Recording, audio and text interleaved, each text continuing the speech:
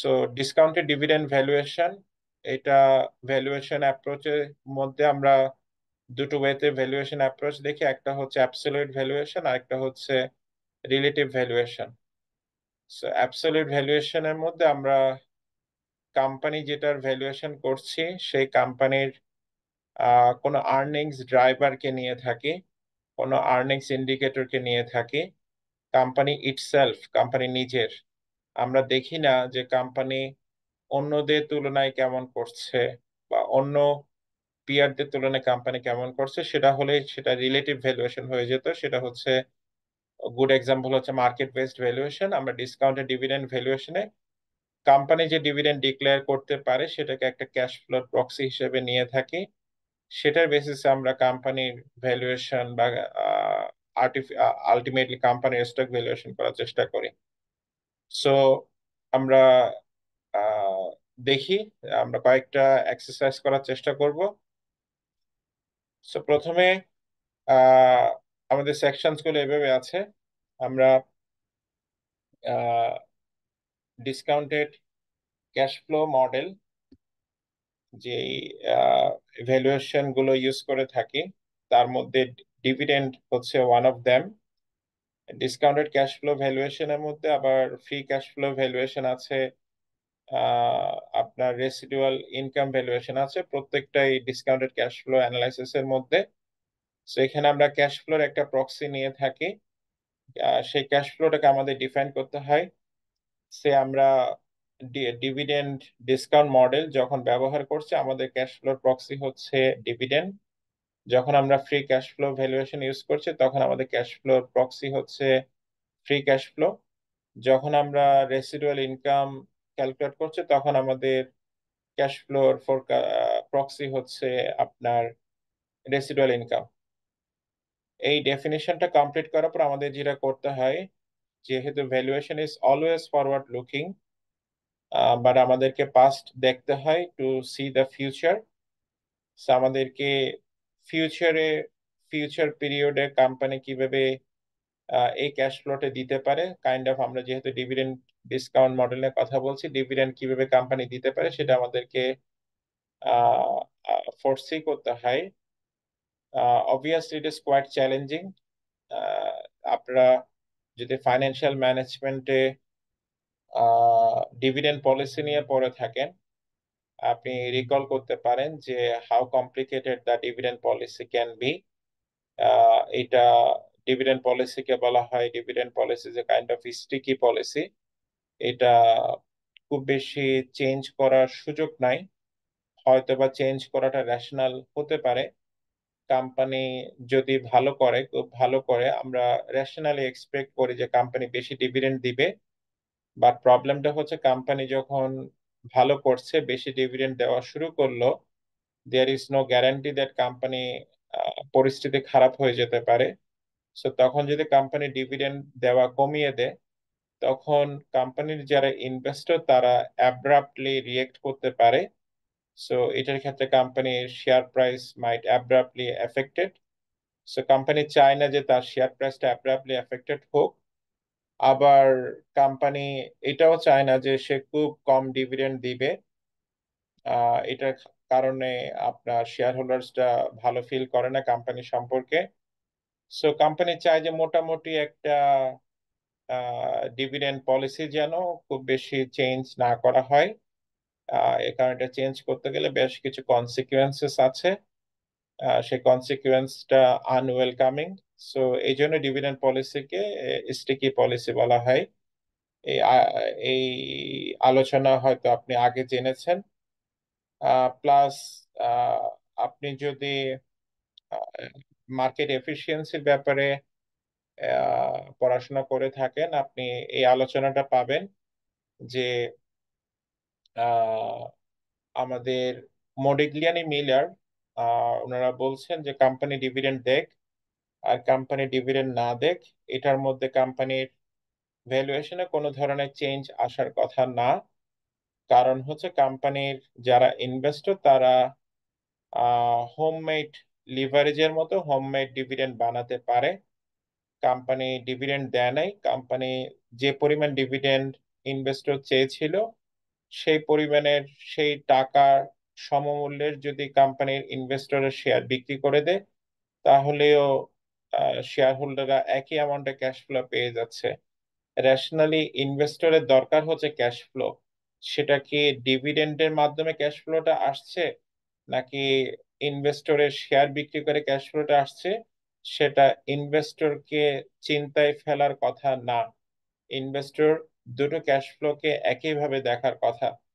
But রিসার্চে পাওয়া গেছে যে ইনভেস্টররা যে ক্যাশ ফ্লোটা ডিভিডেন্ডের নাম দিয়ে পায় সেটাকে মোর ভ্যালুয়েবল মনে করে, আর যে ক্যাশ ফ্লোসটা কোম্পানি ইনভেস্টররা স্টক বিক্রি করে পায় সেটাকে তারা কম ভ্যালুয়েবল মনে করে, বা সেটার প্রতি তাদের ফেসিনেশনটা কম।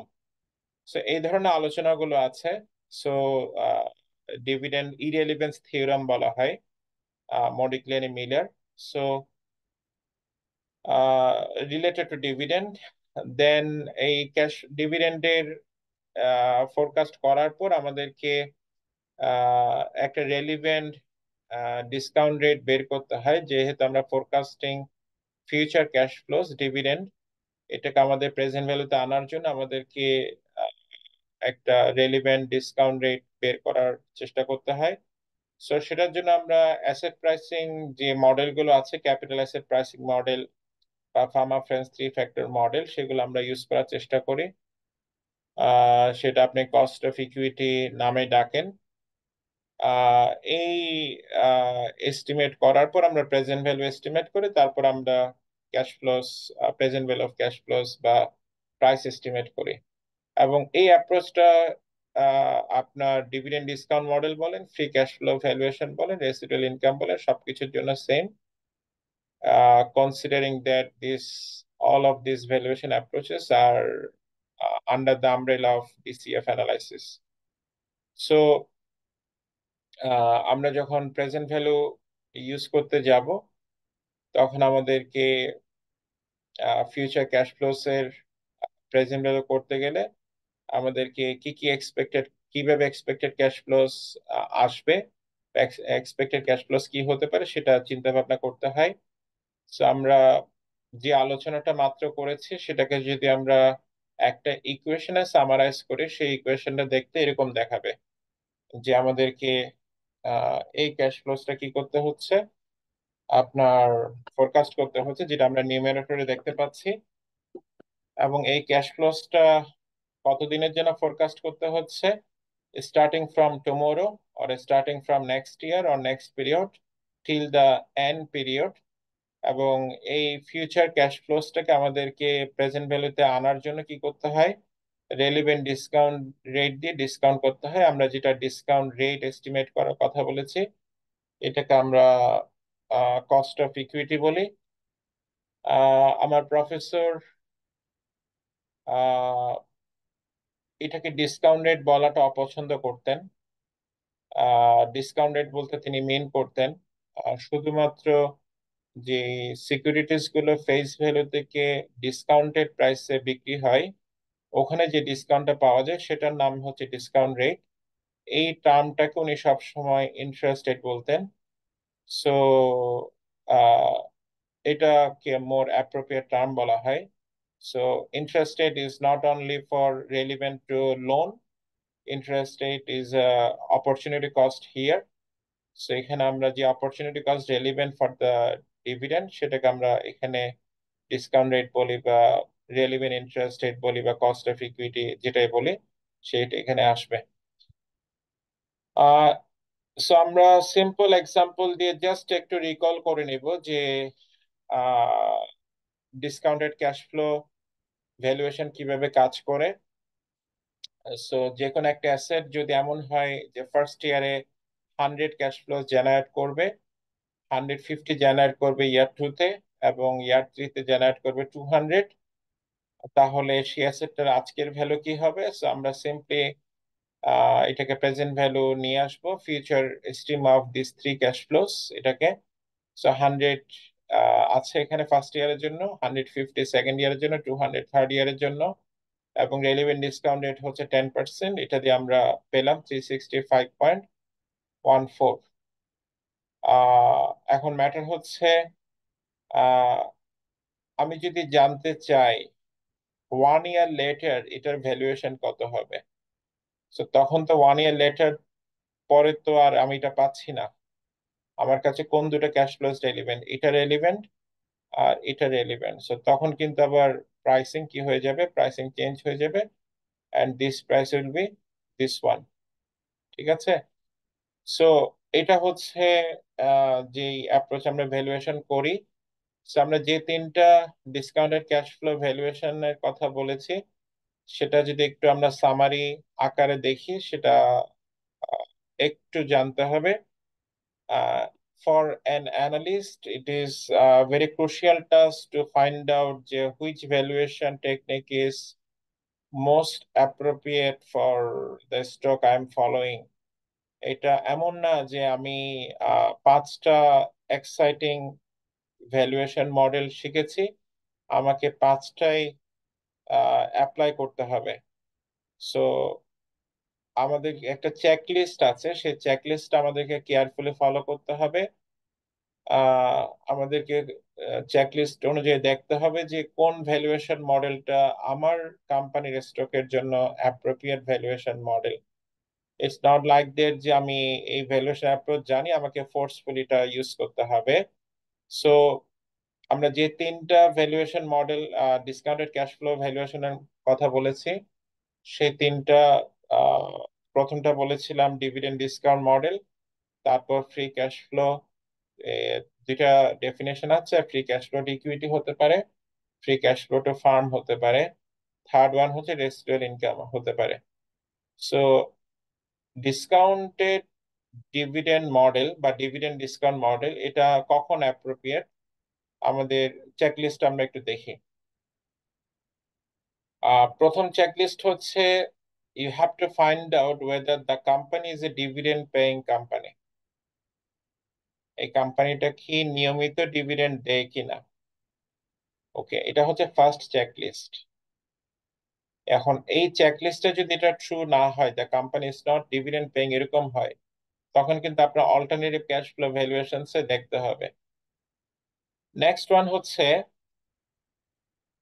আহ, আমাদের একটা ন্যাচারাল এক্সপেকটেশন আছে যে কোম্পানি যখন মোর প্রফিট জেনারেট করবে, কোম্পানি তখন প্রফিটের একটা শেয়ার বা পে আউট রেশিওর সাথে আমরা পরিচিত, যেটাকে বলি আমরা dividend divided by net income, অথবা ডিভিডেন্ড ডিভাইডেড বাই ইপিএস, যেটা বলেন না কেন, এটার নাম কি, পে আউট রেশিও। সো আমাদের সেকেন্ড চেকলিস্ট হচ্ছে কোম্পানির প্রফিটেবিলিটির সাথে কোম্পানি যে ডিভিডেন্ড দেয় এটার একটা স্ট্রং রিলেশন থাকতে হবে। আমরা অ্যাপ্লাইড স্ট্যাটিস্টিক্সে জেনেছি যে রিলেশন কোয়ান্টিফাই করার কোনো সুযোগ আছে কিনা, রিগ্রেশন। আমাদেরকে একটু দেখতে হবে। রিগ্রেশন ইউজ করতে পারি, খালি চোখে দেখতে পারি, ট্রেন্ডিং করতে পারি, গ্রাফের মাধ্যমে দেখতে পারি, but we have to convince ourselves that যে কোম্পানি যেটা ডিভিডেন্ড দিচ্ছে তার সাথে সেই কোম্পানির প্রফিটেবিলিটি একটা ভালো সম্পর্ক আছে। সে ফর এক্সাম্পল, আপনি যদি 2008-এর কথা বলেন বা 2011-র কথা বলেন, 2011-র আগে অ্যাপল কোনো ডিভিডেন্ড তার শেয়ার হোল্ডারদেরকে দেয় নাই। সো এখন আপনি যদি 2007-এ বসে অ্যাপলের ভ্যালুয়েশন করতেন, আপনার জন্য ডিভিডেন্ড ডিসকাউন্ট মডেল অ্যাপলের জন্য অ্যাপ্রোপ্রিয়েট হতো না। কারণ হচ্ছে Apple is not a dividend paying company. এবং আমরা একটু পরে একটা কোম্পানির কেস দেখব যে এই কোম্পানিটার প্রফিটের সাথে ডিভিডেন্ডের আসলে সম্পর্ক নাই। তো ওই ক্ষেত্রেও কিন্তু ডিভিডেন্ড ডিসকাউন্ট মডেল অ্যাপ্রোপ্রিয়েট না। সো আমাদের আহ, যেমন আহ, কিছু কোম্পানি, আপনি লিস্টেড কোম্পানিজ দেখবেন, সে প্রফিট বাড়ছে কমছে বা প্রফিট হচ্ছে না, বাট সে একটা পার্সেন্টেজ সবসময় ডিভিডেন্ড দেওয়ার চেষ্টা করে। So this is not something good from a valuation perspective. So এই ক্ষেত্রে কিন্তু আমরা কোম্পানিটা ডিভিডেন্ড পেইং হওয়া সত্ত্বেও, যেহেতু প্রফিটেবিলিটির সাথে ওই কোম্পানির ডিভিডেন্ডের দেওয়ার সম্পর্ক নাই, তার জন্য আমরা ডিভিডেন্ড ডিসকাউন্ট মডেল ব্যবহার করতে যাব না। আরেকটা চেকলিস্ট হচ্ছে, আপনি ইন্ডিভিজুয়াল ইনস্টিটিউশনাল শেয়ার হোল্ডার হন বা ইন্ডিভিজুয়াল শেয়ার হোল্ডার হন, আপনি যদি just for as a general investment purpose আপনি ইনভেস্টমেন্ট করতে চাইছেন কোম্পানিতে, তখন আপনার discounted dividend model might be appropriate. মানে আপনার এটা সুযোগ নাই, বা আপনি চাইছেন না যে কোম্পানির একটা কন্ট্রোল নিয়ে নিতে।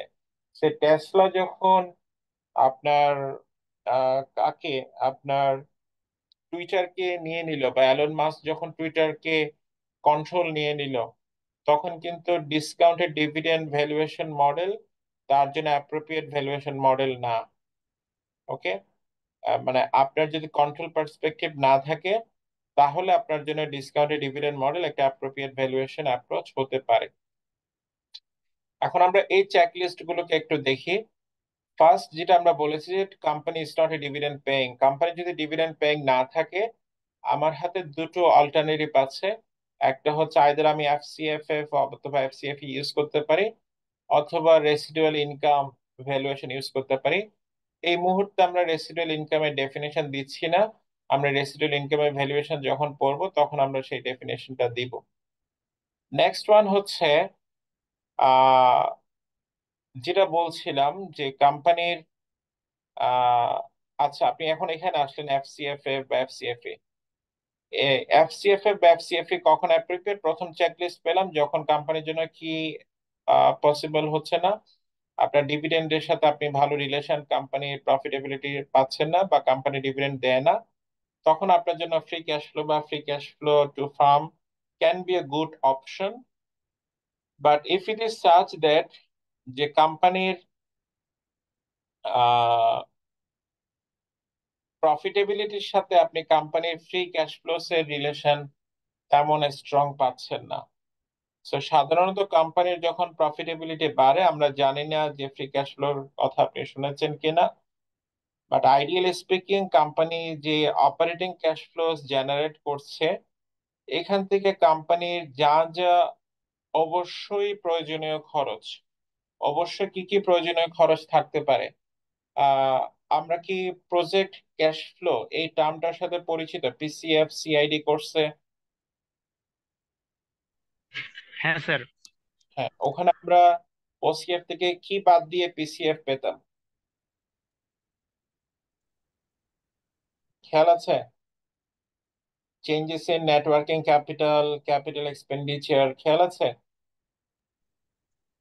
এগুলো বাদ দিতে হতো না? ওয়ার্কিং হ্যাঁ স্যার। ক্যাপিটালের জন্য ইনভেস্টমেন্ট, ক্যাপিটাল এক্সপেন্ডিচার।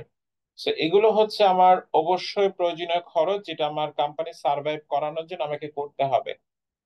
সো এই খরচগুলো, এটাকে আমরা বলছি যে অবশ্যই প্রয়োজনীয় খরচ। এই খরচগুলো আপনার ওসিএফ থেকে বাদ দেওয়ার পর আপনার ক্যাশ ফ্লো যেটা remaining to be distributed to the capital providers. কারা কারা কোম্পানিকে ক্যাপিটাল দিয়েছে? যারা বন্ড হোল্ডার্স কোম্পানিকে ক্যাপিটাল দিয়েছে, যারা ইকুইটি হোল্ডার্স তারা কোম্পানিকে ক্যাপিটাল দিয়েছে, যারা প্রেফার্ড ইকুইটি হোল্ডার্স তারা কোম্পানিকে ক্যাপিটাল দিয়েছে। তাদের মধ্যে ডিস্ট্রিবিউশনের জন্য যে ক্যাশ ফ্লোসটা ফ্রি হয়ে গেছে, মানে এই ক্যাশ ফ্লোস এর আর কোনো অব্লিগেশন নাই। অব্লিগেশন কোন জায়গায়? অব্লিগেশনস হচ্ছে আমার ওয়ার্কিং ক্যাপিটালের নিড ফুলফিল করতে হবে, আমার ক্যাপিটাল এক্সপেন্ডিচারের নিড ফুলফিল করতে হবে।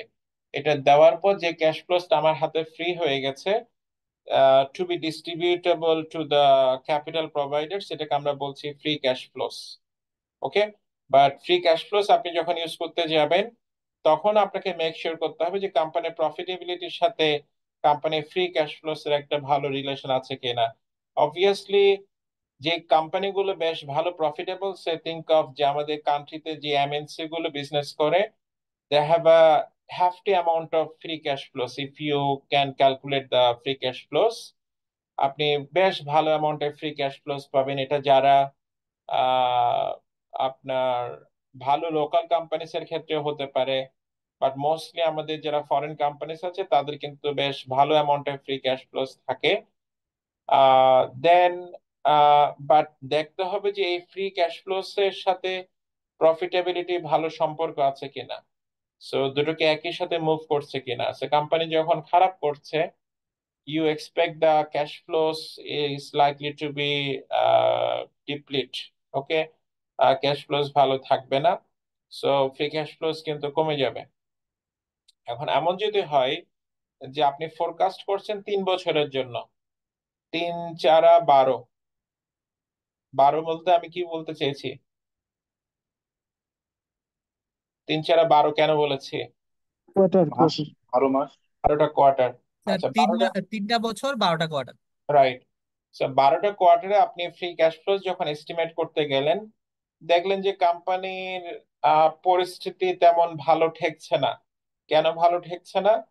আপনি দেখছেন যে 12টা কোয়ার্টারে আপনি ফ্রি ক্যাশ ফ্লোস পাচ্ছেন নেগেটিভ। কেন ফ্রি ক্যাশ ফ্লোস নেগেটিভ? দুটো কারণ সত্য। একটা হচ্ছে ফ্রি ক্যাশ ফ্লোস কম, আর আরেকটা হচ্ছে কোম্পানির যে ওয়ার্কিং ক্যাপিটাল ইনভেস্টমেন্ট প্লাস কোম্পানির যে capital expenditure investment, this investment exceed the OCF available to the company. এই ক্ষেত্রে কোম্পানির ফ্রি ক্যাশ ফ্লোস কি হয়ে যেতে পারে? নেগেটিভ হয়ে যেতে পারে। এখন নেগেটিভ যদি আপনার নিউমারেটর হয়, এখানে আপনার নেগেটিভ যদি নিউমারেটর হয়, মানে ক্যাশ ফ্লোস গুলো যদি নেগেটিভ হয়, আপনার ভ্যালুয়েশনের ফাইনাল রেজাল্ট কি হবে? বোঝাতে পারছি কি নেগেটিভ। হচ্ছে? এখানে ক্যাশ ফ্লোস গুলো সবগুলো যদি নেগেটিভ হয়, আপনি এখানে ভ্যালুয়েশন যেটা পাবেন এটা কি হবে? নেগেটিভ হবে না? নেগেটিভ হবে।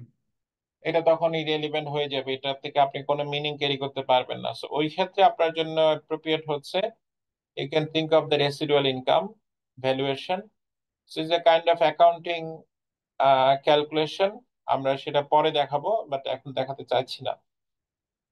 আর free cash flow to equity বা free cash flow to firm, এটা মোস্ট অ্যাপ্রোপ্রিয়েট টেকনিক যখন আপনার পার্সপেক্টিভ হচ্ছে অ্যালন মাস্কের মতো যে আপনি টুইটারকে কিনে নেবেন। তখন কিন্তু আপনার রেসিডুয়াল ইনকামও আপনার জন্য খুব বেশি অ্যাপ্রোপ্রিয়েট না, ডিভিডেন্ড ডিসকাউন্ট মডেল অ্যাপ্রোপ্রিয়েট না। আপনার জন্য মোস্ট অ্যাপ্রোপ্রিয়েট হচ্ছে free cash flow to farm.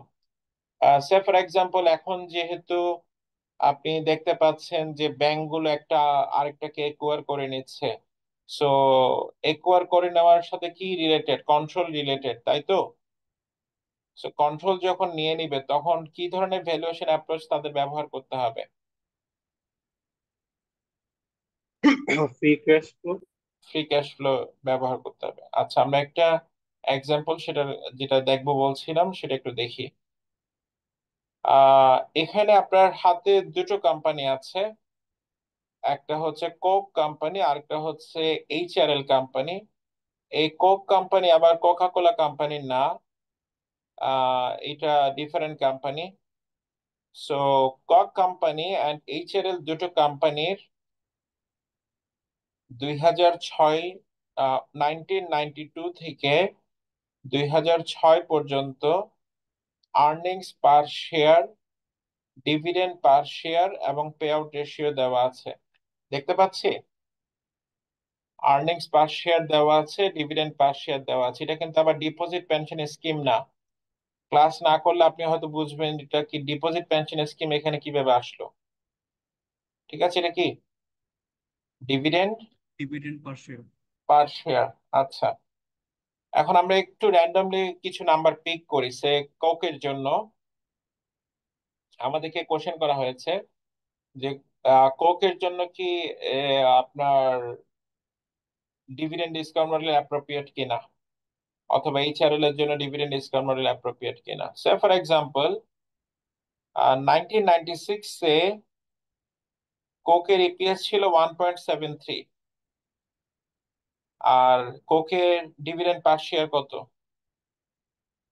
1। আর এই কোকের 2003-তে প্রফিটেবিলিটি বেড়ে ডাবল হয়ে গেল না? দেখেন তো, এই 1.73 সাথে 3.4 কম্পেয়ার করেন, ডাবল হয়ে গেল না? ইজ ইট ডাবল হয়েছে? জি জি স্যার। স্যার। ডাবল হয়েছে। আচ্ছা, ডিভিডেন্ডে কি অবস্থা? Same. Same sir. Same. Dividend is kind of constant. তার মানে আপনি কোনো গুড রিলেশন পাচ্ছেন না কিসের সাথে কিসের? এপিএস এর সাথে ডিভিডেন্ডের। প্রফিটেবিলিটির সাথে ডিভিডেন্ড দেওয়ার মধ্যে কোনো সম্পর্ক পাচ্ছেন না। But your first check list is okay, the company is a dividend paying. এটা নিয়ে আপনার কোনো কনফিউশন নাই। তাহলে কোম্পানি ডিভিডেন্ড পেইং এটাই একমাত্র নেসেসারি কন্ডিশন না। নেসেসারি কন্ডিশন এটাও যে কোম্পানি ডিভিডেন্ড দেওয়ার সাথে কোম্পানির প্রফিটেবিলিটি ভালো সম্পর্ক আছে কিনা। এই ক্ষেত্রে আমরা কি কোককে রিকমেন্ড করতে পারি যে কোকের জন্য ডিসকাউন্ট ডিভিডেন্ড ডিসকাউন্ট মডেল ব্যবহার করা? যাবে না। এটা যাবে না, তাই তো। এখন আমরা একটু এইচআরএল এর ক্ষেত্রে দেখি। সে এইচআরএল এ আপনার 0.79, এটা হচ্ছে তার ইপিএস ছিল কখন? 1995-এ। তার ডিভিডেন্ড ছিল 0.29। আর আপনার এখানে তার কি হয়েছে? প্রফিটেবিলিটি অলমোস্ট ডাবল হয়ে গেছে। আর আপনার ডিভিডেন্ডও কি হয়েছে? বেশ বেড়েছে, তাই তো। এখন আমরা যদি এর মিডল একটা পয়েন্ট দেখি, সে 1.2, তাই তো। এটার প্রফিটের কানেকশন কি দেখা, প্রফিটের পজিশন কোথায় দেখা যাচ্ছে? এই এই দুটোর বিটুইনে। এটা লোয়েস্ট হলে এটা হাইয়েস্ট হলে এটার বিটুইনে কোনটা আছে? 1.2 আছে। আর এখানে যেটা ডিভিডেন্ড দিয়েছিল 0.35, এটাকে আমরা দেখতে পাচ্ছি এটার বিটুইনে আছে 1.29 থেকে 0.45 এর বিটুইনে।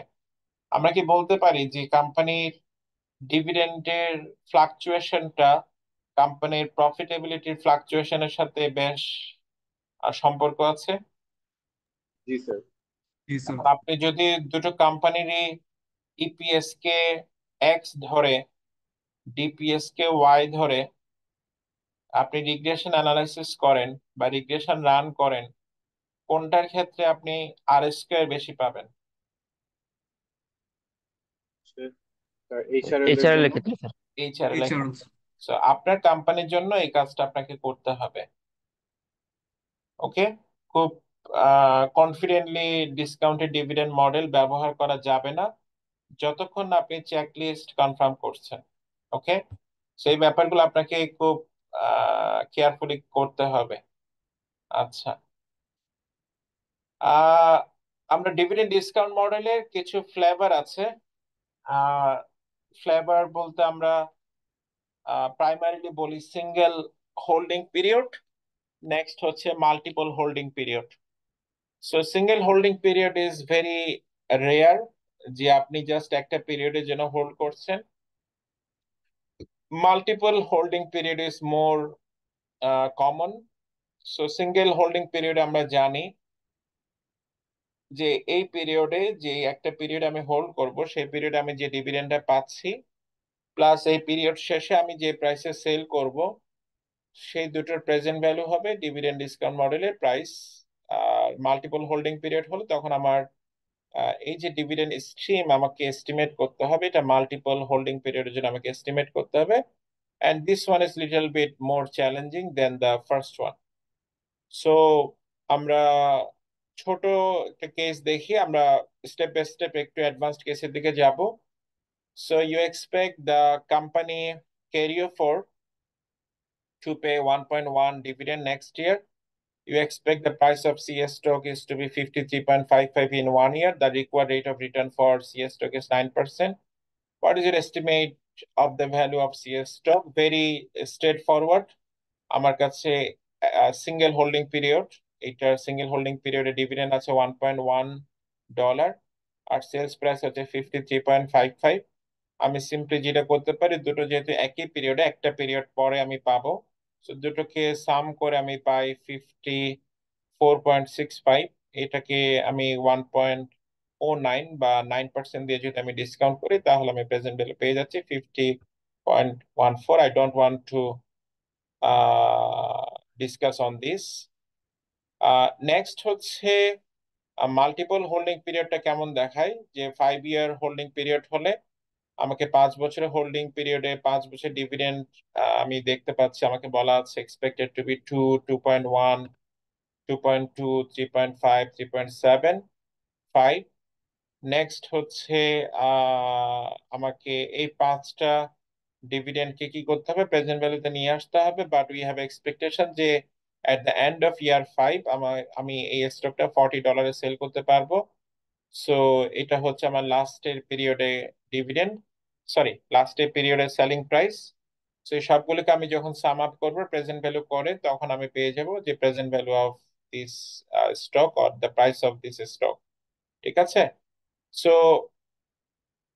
এটার সাথে আমরা পরিচিত, বাট যেটা নিয়ে আমরা আলোচনা করতে চাই সেটা হচ্ছে আহ, আমরা যে ডিভিডেন্ড এস্টিমেট করব ফিউচারের জন্য, বা ফিউচারে ডিভিডেন্ড কখন কত দিবে এটার দিকে তাকাবো। আমরা কিভাবে তাকাবো, আমাদের তাকানোর জন্য কোনো রিকমেন্ডেশন আছে কিনা? আনসার হচ্ছে আছে। 3টা রিকমেন্ডেশন আছে। একটা হচ্ছে কনস্ট্যান্ট গ্রোথ, একটা হচ্ছে 2 ডিস্টিংক্ট স্টেজেস অফ গ্রোথ, আরেকটা হচ্ছে 3 distinct stages of growth. Constant গ্রোথে আমরা ধরে নিব যে আপনার ইয়ার রাউন্ড কি থাকছে বা পিরিয়ড রাউন্ড গ্রোথটা সেম থাকছে। সো কনস্ট্যান্ট গ্রোথ এটা যদি আমরা গ্রাফিক্যালি ড্র করি, it should look like this. Two stage, 2 distinct stages of growth এটা যদি গ্রাফিক্যালি ড্র করি, এই পিরিয়ড পর্যন্ত এতটুকু, তারপর এর পিরিয়ড পরে এটা এরকমও হতে পারে, অথবা এটা উপরে না গিয়ে নিচের দিকেও যেতে পারে, যে প্রথম পিরিয়ডে প্রথম কয়েকটা পিরিয়ড এরকম হলো, নেক্সট কয়েকটা পিরিয়ড এরকম হলো। So, এরকম হতে পারে। আর 3 ডিস্টিংক্ট স্টেজে আমরা 3 ডিফারেন্ট ফেসেস অফ গ্রোথ পাবো। দেন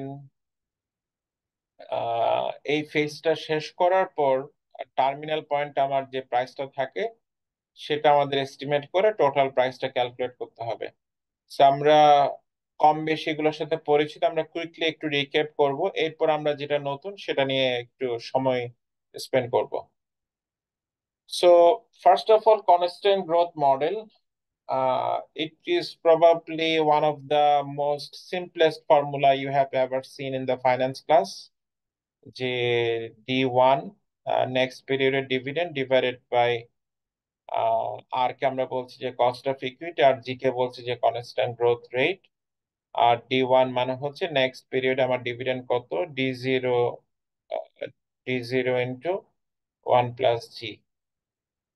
এখন কথা হচ্ছে, it looks very simple and we have a tendency to underestimate some simple formula. আমরা মনে করি যে এটা হয়তো কম কাজ দিবে।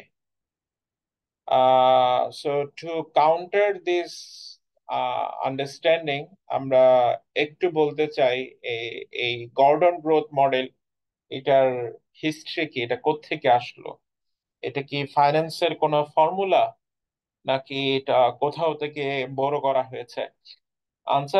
আনসার হচ্ছে আহ আপনার একটা সময় 1800-এর দিকে একটা কাল্টিভেবল ল্যান্ড কত ভ্যালুতে ভ্যালুয়েশন করা হবে, so that we can determine যে আমি কোন প্রাইসে আমার ল্যান্ডটা আরেকজনের কাছে বিক্রি করব, সেটার খুব বেশি ধ্যান ধারণা বা সেটার খুব বেশি আহ আপনার আন্ডারস্ট্যান্ডিং ছিল না।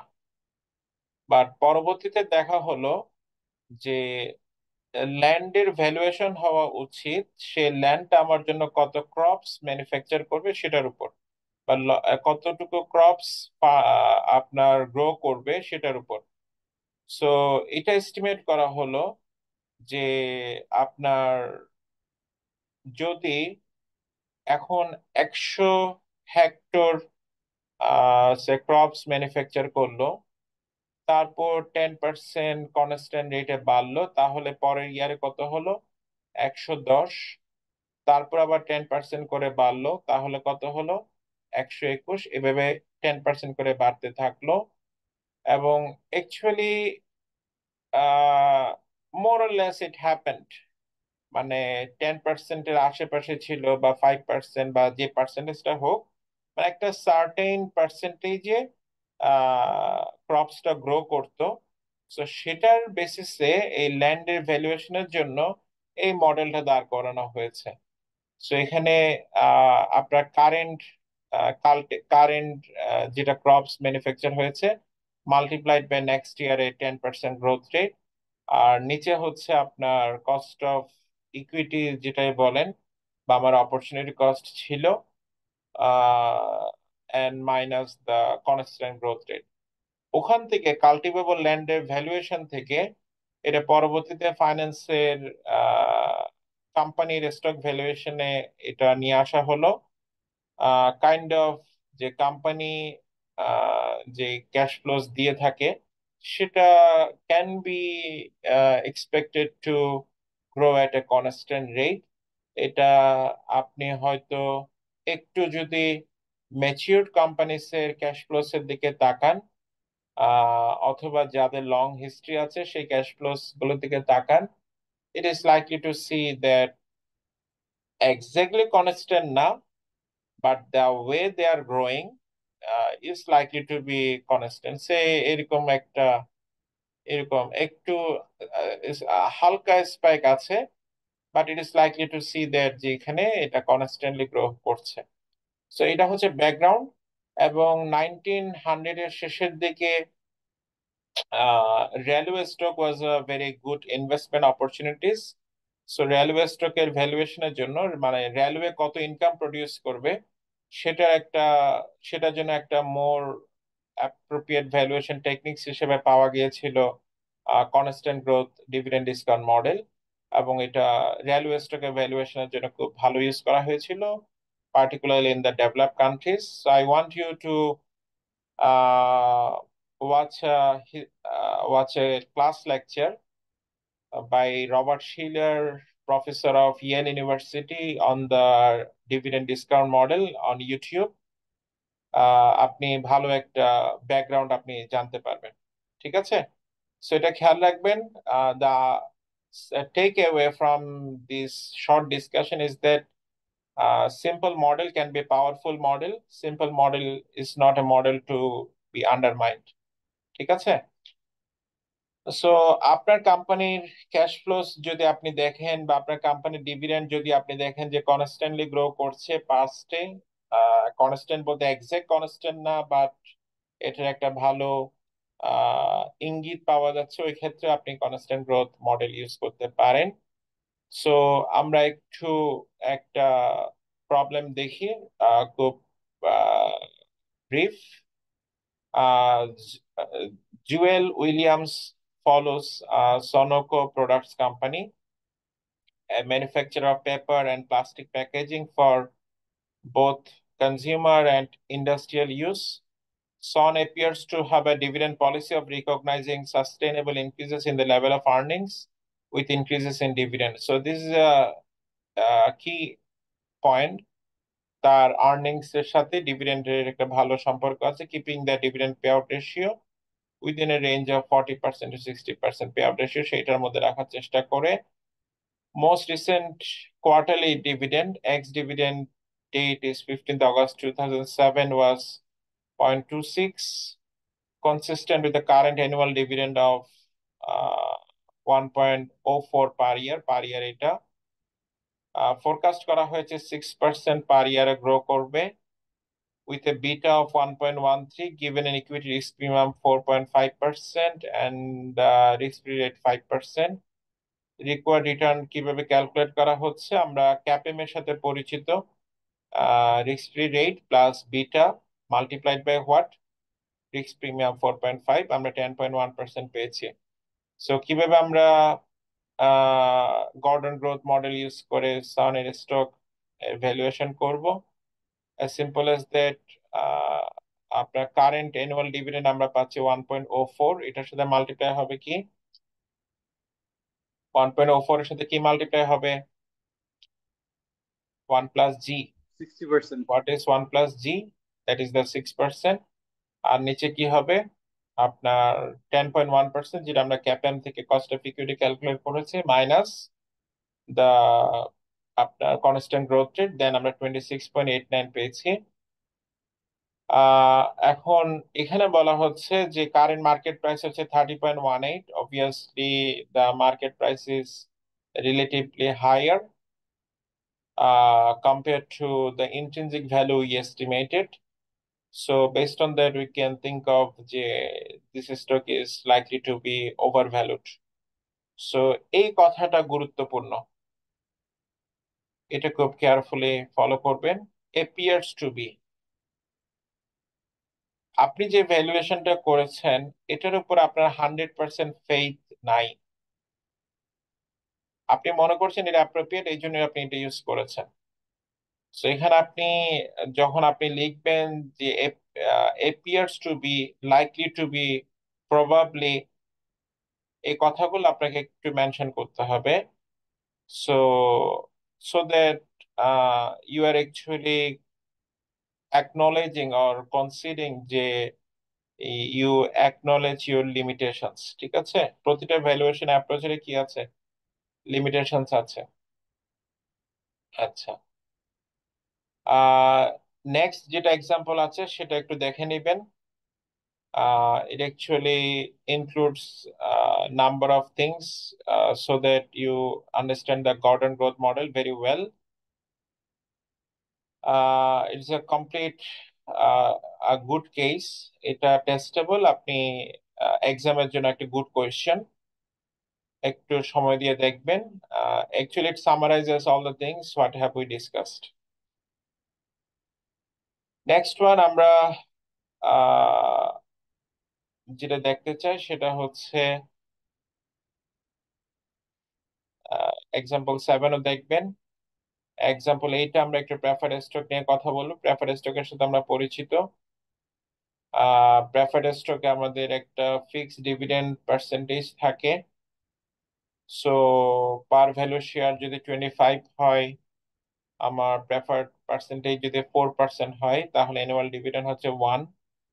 আর এটার জন্য আমাদের এস্টিমেশনের আপনার যদি কোনো গ্রোথ না থাকে, জি জি যদি 0 হয়, তখন আমাদের ভ্যালুয়েশন হয়ে যায় এরকম, তাই তো? এটা কেন গ্রোথ নাই, ডিভিডেন্ডে কেন গ্রোথ নাই প্রেফার্ড স্টকে?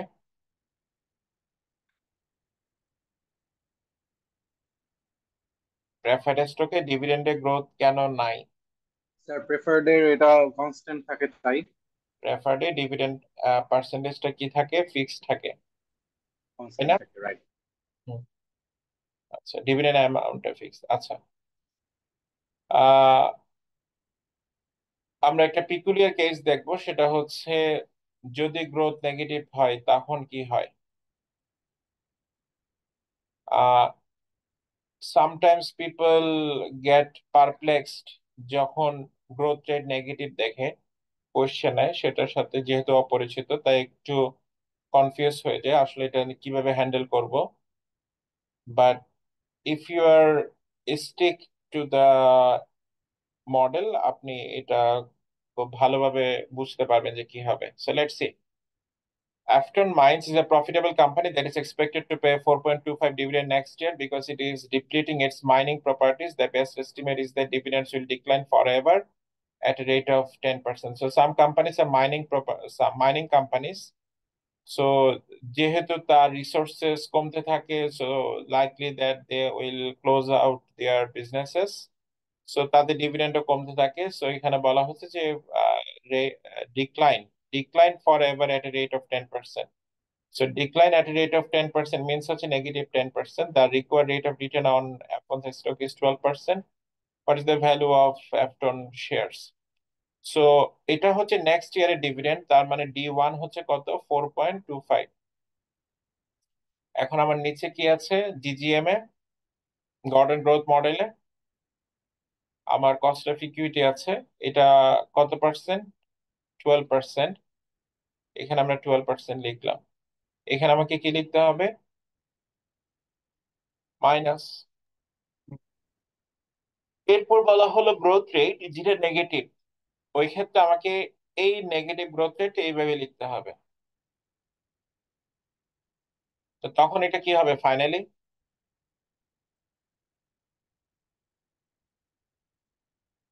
প্লাস হয়ে প্লাস যাচ্ছে। ফিগার হয়ে যাবে। এটা প্লাস হয়ে 0.22 হয়ে যাবে, এটা তখন 19.32 আসবে। But sometimes as we are not familiar with the negative growth rate, আমরা এটা কিভাবে লিখবো এটা ঠিক করতে পারি না। সো আপনি আপনার টেকনিকটা সেম রাখবেন, what ever the inputs are given. So আমরা একটা রিলেশন দেখতে চাই, the relation between dividend growth, earnings growth and the value appreciation in the Gordon growth model. So আমরা যে বলছি যে dividend are expected to grow at a constant rate of g, এটার মিনিংটা কতটুকু আপনাকে এক্সপান্ড করতে হবে? It is not only the dividend grows at a constant rate, also if you calculate যে আপনি 2 বছরের ভ্যালুয়েশন আপনি দেখলেন, 3 বছরের ভ্যালুয়েশন দেখলেন, সে 5 বছর দেখলেন, আপনি দেখবেন যে যে ভ্যালুটা আপনি ক্যালকুলেট করছেন এই ভ্যালুটাও সেম জি% রেটে মুভ করছে। জি% রেটে কি করছে? কনস্ট্যান্টলি গ্রো করছে, মানে পার ইয়ারে জি% করে মুভ করছে। সো এটাকে আমরা বলি যে প্রাইস এপ্রিসিয়েশন। বাট ম্যাটার হচ্ছে যে এটা শুধুমাত্র ডিভিডেন্ডের গ্রোথ রেট না, আপনার যে স্টকের প্রাইস এপ্রিসিয়েট হচ্ছে এটা গ্রোথ রেটও কনস্ট্যান্ট গ্রোথ রেটে মুভ করছে। আহ, এবং এটা যেহেতু ভ্যালু, আমরা dividend is a representation of income আর value is a representation of capital gain বা ক্যাপিটাল এপ্রিসিয়েশন। সো এই দুটো, এখান থেকে আমি যে রিটার্নটা পাচ্ছি প্লাস ভ্যালু এপ্রিসিয়েশন থেকে যে রিটার্নটা পাচ্ছি, ইনকাম প্লাস ক্যাপিটাল গেইন, এই টোটাল রিটার্ন, এটাকে বলা হয় total return. Total return. So যেটা বলার চেষ্টা করছে সেটা হচ্ছে এই গ্রোথ রেট শুধুমাত্র ডিভিডেন্ডের গ্রোথ রেট না, গ্রোথ রেট যদি কনস্ট্যান্ট হয়ে যায় তখন ভ্যালুয়েশনও কোন রেটে মুভ করবে? ভ্যালুয়েশনও গ্রোথ রেটে মুভ করবে। নেক্সট ইস্যু হচ্ছে শেয়ার রিপারচেজ। শেয়ার রিপারচেজ যদি হয়ে থাকে, শেয়ার রিপারচেজের ক্ষেত্রেও কি ডিভিডেন্ড ডিসকাউন্ট, যে কোম্পানিগুলো শেয়ার রিপারচেজ করে থাকে তাদের ক্ষেত্রে ডিভিডেন্ড ডিসকাউন্ট মডেল অ্যাপ্রোপ্রিয়েট হবে কিনা? আনসার হচ্ছে ইয়েস।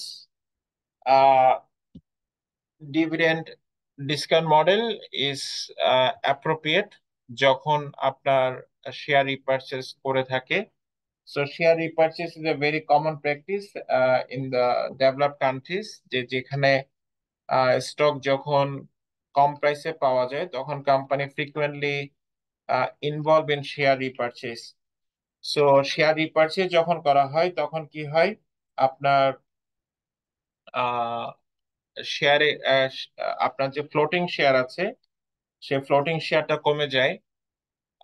বাট আপনার ডিভিডেন্ড যেভাবে আপনার প্রেডিক্ট করা যায়, বা ডিভিডেন্ড কখন আহ, দেওয়া হবে বা কখন দেওয়া হবে না এটা যতটা সার্টেনলি বোঝা যায়, শেয়ার রিপারচেজ এটা বোঝাটা একটু ডিফিকাল্ট। আর শেয়ার রিপারচেজ আপনার যদি কম প্রাইসে করা যায় তখন এটা brings gain to the current or existing shareholders. Then like the dividend যেভাবে আপনার শেয়ার হোল্ডারদের ওয়েলথকে চেঞ্জ করতে পারে না, as I mentioned earlier, share রিপারচেজও আপনার শেয়ার হোল্ডার ওয়েলথকে চেঞ্জ করতে পারে না। সো স্টিল আমরা যেটা বলার চেষ্টা করছি সেটা হচ্ছে একটা কোম্পানি যদি আপনি দেখেন যে শেয়ার রিপারচেস ইনভলভ আছে, but company is a dividend paying company, তখন আপনি ডিভিডেন্ড ডিসকাউন্ট মডেল ইউটিলাইজ করতে পারেন। সো আমরা যে আইডিয়ার সাথে পরিচিত যে আমাদের প্রবলেমে বেশিরভাগ সময় আমাদেরকে ডিভিডেন্ড গ্রোথ রেটটা বলে দেওয়া থাকে, but if it is such that যে আমার ডিভিডেন্ড গ্রোথ রেট বলা নাই, তখন কি এটা পসিবল যে আমরা ডিভিডেন্ড গ্রোথ রেটটা এস্টিমেট করা? সো আনসার হচ্ছে পসিবল যদি আমার কাছে আদার কিছু রেলিভেন্ট ইনফরমেশন থাকে। সে ফর এক্সাম্পল এই কেসটাতে দেখেন, the company has a beta of 1.1, the risk-free rate of 5.6%, equity risk premium 6%, current dividend 2 is expected to grow at 5% indefinitely. So it looks like GGM. কেন GGM? Current dividend 2, expected to grow 5% indefinitely. এতটুকুতে কি কি আমরা confirm করতে পারি যেটা Gordon growth মডেলের মতো behave করবে? তাহলে এটাতে D1 কত?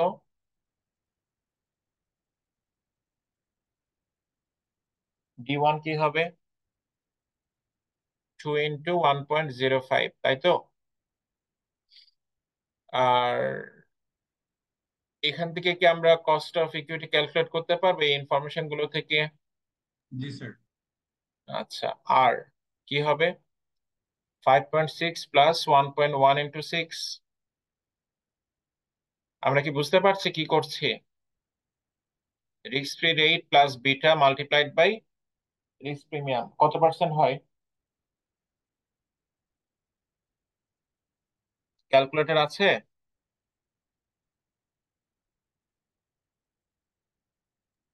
তো 12.2%। 12.2%। এখন বলা হচ্ছে যে market price, current market price হচ্ছে 40, কারেন্ট মার্কেট প্রাইস 40। তো কারেন্ট মার্কেট প্রাইস যদি 40 হয়, আহ,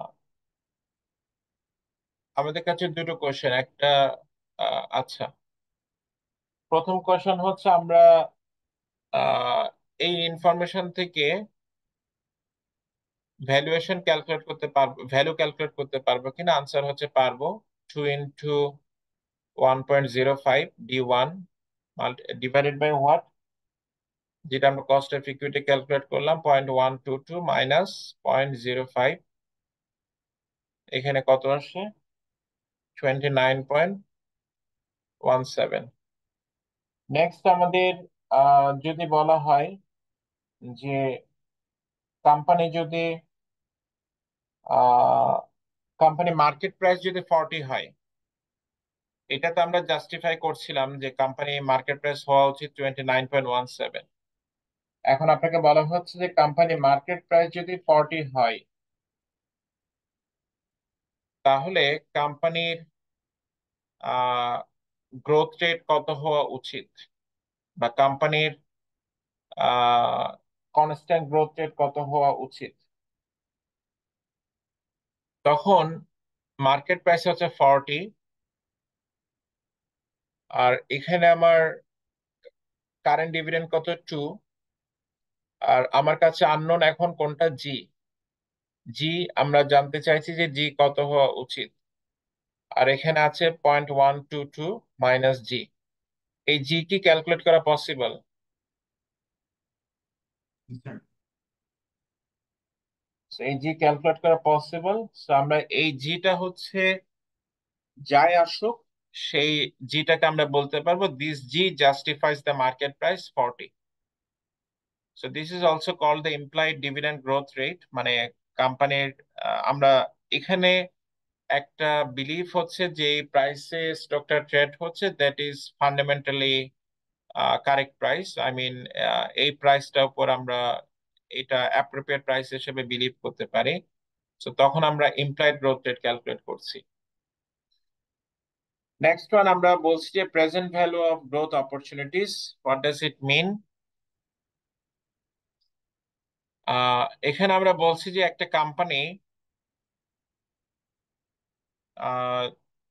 কোম্পানির স্টক ভ্যালুয়েশনকে আমরা দুটো ভাবে দেখতে পারি। একটা হচ্ছে যদি ধরে নিই যে এই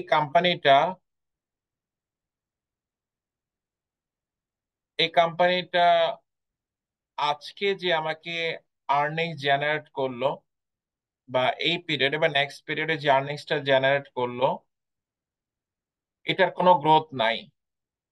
এটা কোনো গ্রোথ যদি না থাকে তাহলে 1+G কি হবে? 0 হবে না?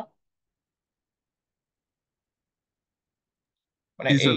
কোম্পানিটা নেক্সট পিরিয়ডে যা ডিভিডেন্ড বা সরি যে আর্নিংসটা জেনারেট করবে সেটা পুরোটাই কোম্পানির শেয়ার হোল্ডার্সদেরকে দিয়ে দিবে। তখন এই কোম্পানির earnings will fixed with what? E1। ওকে, এখন এটা যদি নেক্সট ইয়ার আমাকে দিয়ে দেয়, এটার আজকে প্রেজেন্ট ভ্যালু কি হবে? আর এখানে কি R-G আমার লিখতে হবে? কেন লিখছি না? আমি বলছি যে এই কোম্পানিটা আর কি নাই, গ্রোথ অপরচুনিটি নাই। আচ্ছা, আমি একটু ইরেজারটা নিই। কোম্পানিটা গ্রোথ অপরচুনিটিস নাই।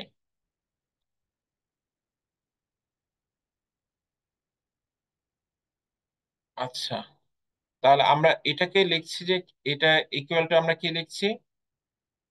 এটা ইকুয়াল টু আমরা প্রাইস লিখছি কোন কন্ডিশনে? যদি কোম্পানির আর কোনো গ্রোথ অপরচুনিটিস না থাকে। এখন আমরা যদি বলি যে কোম্পানির গ্রোথ অপরচুনিটিস আছে, তখন আমরা যেটা করতে পারি, এই ভ্যালুয়েশন তো কোম্পানির গ্রোথ অপরচুনিটিস না থাকলে যে ভ্যালুয়েশন হতো সেটা।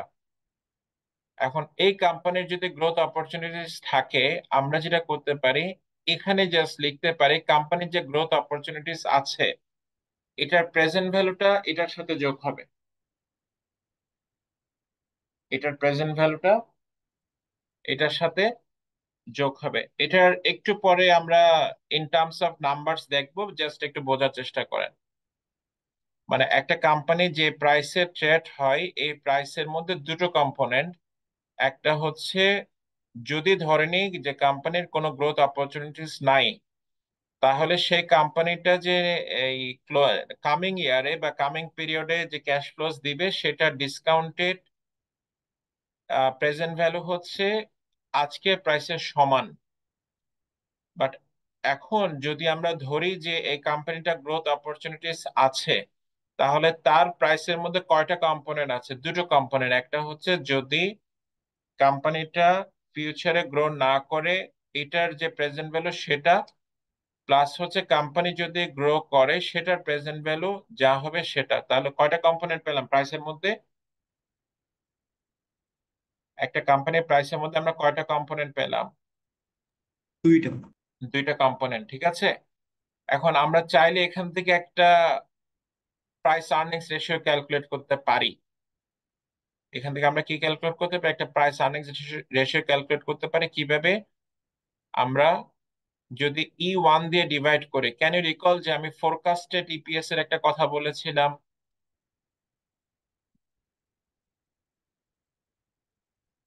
আমি ইপিএস এর কয়েকটা ডেফিনেশন বলেছিলাম ক্লাসে, খেয়াল আছে? ট্রেলিং পি, ফরওয়ার্ড পি, খেয়াল আছে? ট্রেলিং পি, ফরওয়ার্ড পি এর কথা বলেছিলাম।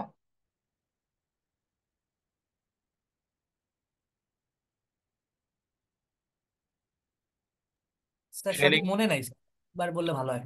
ফরওয়ার্ড পি তে আমরা বলেছিলাম যে আর্নিংসটা দিয়ে আমরা পি ক্যালকুলেট করব, সেই আর্নিংসটা হচ্ছে ফিউচার পিরিয়ডের আর্নিংস। তো এখানে যে আর্নিংসটা আমি ডিনোমিনেটরে লিখেছি, এটা কি E0 নাকি E1?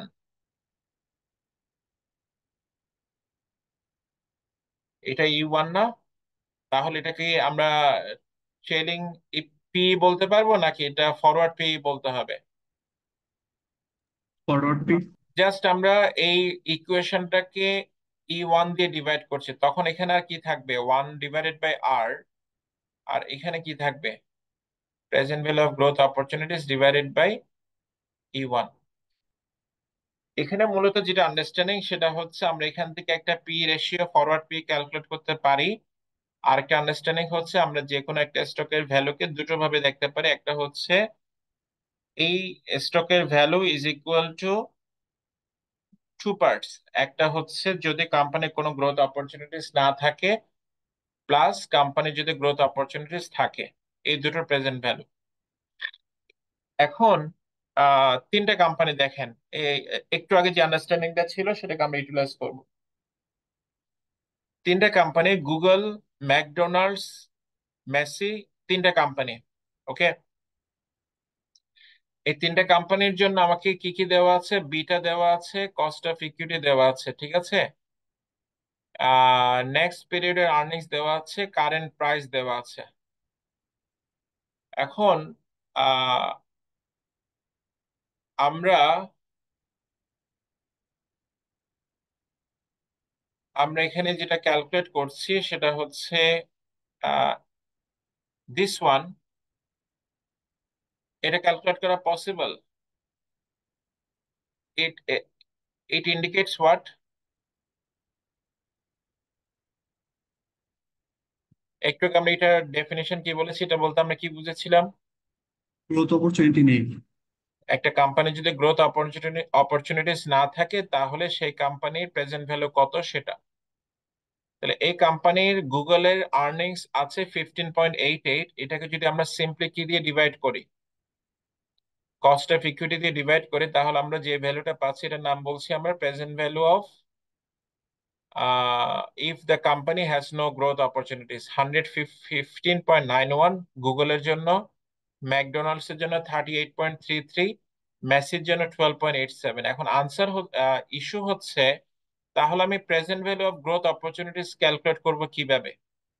এখন আমাকে বলেন যে যে কোম্পানিটা গ্রোথ অপরচুনিটিস আছে সেই কোম্পানিটা মার্কেট প্রাইস, সেটা কি এই প্রাইসের চেয়ে বেশি হবে নাকি কম হবে? যে কোম্পানিটার ফিউচার গ্রোথ অপরচুনিটিস আছে সেটা কি এই প্রাইসের চেয়ে বেশি হবে নাকি কম হবে? বেশি বেশি হবে। হবে। বেশি হবে। বেশি হবে। সো আমরা যদি কারেন্ট মার্কেট প্রাইসের দিকে তাকাই, গুগলের মার্কেট প্রাইস দেখা যাচ্ছে কত? 330.0 অ্যাজ অফ দিস ডেট। তাহলে আমরা দেখতে পাচ্ছি এখানে একটা বড় ডিফারেন্স আছে। এই ডিফারেন্সটা হচ্ছে present value of growth opportunities. Now you see যে গুগলের যে 332.0 প্রাইস আছে তার মধ্যে কোনটার প্রপোর্শন বেশি? Present value of growth opportunities বেশি নাকি present value of no growth এটা বেশি? Present value of growth opportunity. Present value of growth opportunities যেটা আছে সেটার প্রপোর্শন বেশি।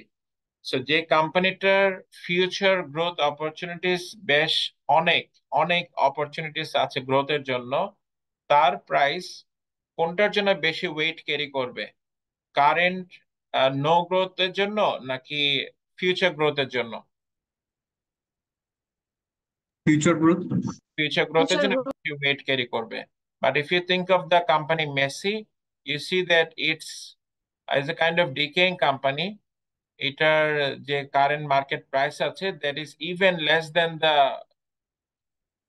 Estimate of present value with no growth opportunity. ঠিক আছে, সো আমরা কন্টিনিউ করব। আমরা একটু ব্রেক নিব।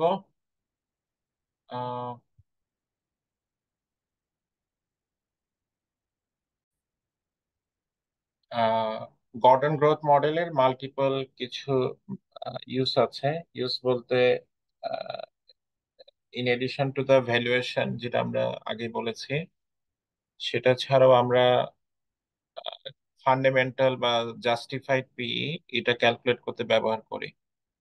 সো জাস্টিফাইড বা ফান্ডামেন্টাল পিই বলতে আমরা কি বুঝি? সে আমরা তো ট্রেলিং পি বা ফরওয়ার্ড পি এটার সাথে পরিচিত, বা যেখানে আমরা বলেছি আপনার ট্রেলিং পি তে আমরা বলেছি যে কারেন্ট মার্কেট প্রাইস, এটার সাথে আমরা এটা ডিভাইড করছি কি দিয়ে? আপনার অ্যানুয়ালাইজড আর্নিংস এটা দিয়ে ডিভাইড করছি, এটাকে আমরা বলছি ট্রেলিং পি। আর ফরওয়ার্ড পি তে আমরা বলছি যে এরকম ফিউচার আর্নিংস কে আমরা ডিভাইড করছি। আহ, এখন আমরা যে অ্যাপ্রোচটা দেখাচ্ছি সেটাকে আমরা বলছি যে জাস্টিফাইড পি। সেটা মানে হচ্ছে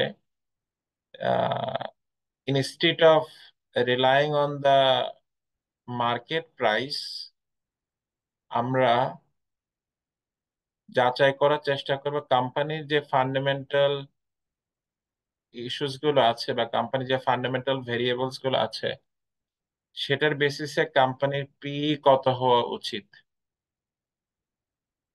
সেটা হচ্ছে বেঞ্চমার্ক আমাদের জন্য। Say for example current market P হচ্ছে সে 10, আচ্ছা বললাম যে 18, বাট আমি জাস্টিফাইড পি ক্যালকুলেট করলাম, জাস্টিফাইড পিই সেটা ক্যালকুলেট করলাম 20। এখন আমি কি বলতে পারবো যে stock is relatively under valued or over valued?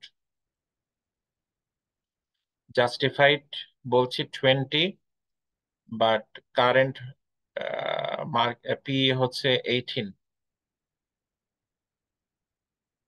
Under valued বলতে পারবো, under relatively value. Under valued. এখন কথা হচ্ছে এই বেঞ্চমার্কটা ক্যালকুলেট করা যায় using the Gordon growth model. এখন আমরা সেই অ্যাপ্রোচটা দেখাবো যে কিভাবে আমরা গর্ডন গ্রোথ মডেলকে ইউটিলাইজ করে আমরা জাস্টিফাইড আপনার পি গুলো ক্যালকুলেট করতে পারি। রিমেম্বার, আমরা যখন মার্কেট বেসড ভ্যালুয়েশনে যাব তখন আমরা জাস্টিফাইড বা ট্রেলিং পি গুলো বেশ ইউজ করব, বাট এখানে আলোচনার জন্য আমাদেরকে একটু ইউটিলাইজ করা লাগছে। সে ফর এক্সাম্পল আমরা গর্ডন গ্রোথ মডেল অনুযায়ী প্রাইস বলতে কি বলছিলাম? প্রাইস বলতে আমরা বলছিলাম যে D1 divided by R minus G. Okay, এখন আমরা এই প্রাইসকে যদি নেক্সট পিরিয়ডের আর্নিংস দিয়ে ডিভাইড করি তাহলে আমরা, বা দুটো সাইডকে নেক্সট পিরিয়ড আর্নিংস দিয়ে ডিভাইড করছি, তখন আমরা এটা পাই। ইউ আন্ডারস্ট্যান্ড যে আমরা প্রথম থেকে কিভাবে আসছি, আমরা কি দিয়ে ডিভাইড করেছি? নেক্সট পিরিয়ড বা ফরওয়ার্ড আর্নিংস দিয়ে ডিভাইড করেছি। ওকে, এখন this is a definition of forward P, মানে এটা কিন্তু ফরওয়ার্ড পি, তাই তো? এটা ফরওয়ার্ড পি। আর এখানে যেটা দেখতে পাচ্ছি নেক্সট পিরিয়ডের dividend divided by next period earnings, does it look like a pay out ratio? এটা পে আউট রেশিওর মতো দেখা যাচ্ছে? জি স্যার। আচ্ছা, এই pay out ratio, pay out ratio এটাকে দেন আমরা যেটা করি সেটা হচ্ছে 1 - b লিখি। এখানে বি ইকুয়ালস টু হচ্ছে রিটেনশন রেট। আমরা কি জানি যে 40% যদি পে আউট রেশিও হয়, রিটেনশন রেট কত? রিটেনশন রেটের কথা শুনেছি, the amount of earnings company retains itself, right, for harvesting future growth। তাহলে আমরা এই 1 - b, এখানে b ইজ ইকুয়াল টু কি? b ইজ ইকুয়াল টু হচ্ছে রিটেনশন রেট। তো যেটা এখানে লিখতে চাইছে সেটা হচ্ছে আহ যেটা এখানে লিখতে চাইছে সেটা হচ্ছে আপনার 1 - b, আর এখানে r - g, আর এটা কি হবে? p0 divided by e1।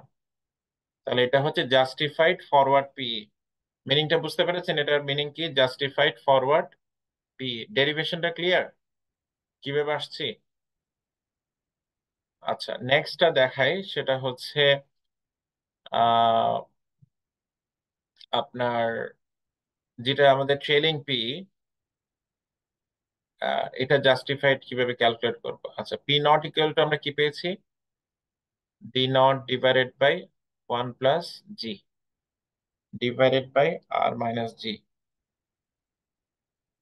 এখন আহ আমি যদি দুটো সাইডকে কারেন্ট আর্নিংস দিয়ে ডিভাইড করি, এখানে পাবো কি? d0 divided by e0 plus 1 plus multiplied by 1 + g, আর এখানে কি?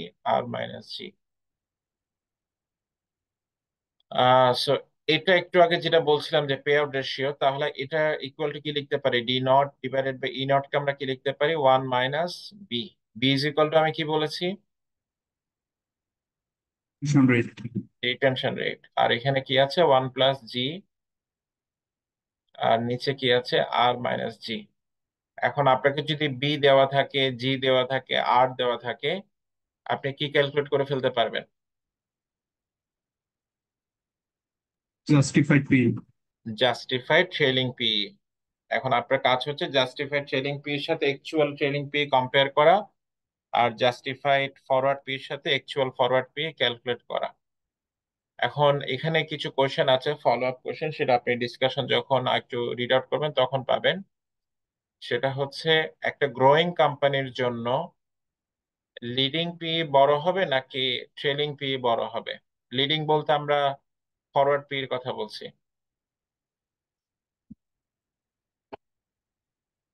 লুক এট দিস টু, কোনটা বড় হবে একটা গ্রোয়িং কোম্পানির জন্য? Other things remaining same. Any guess?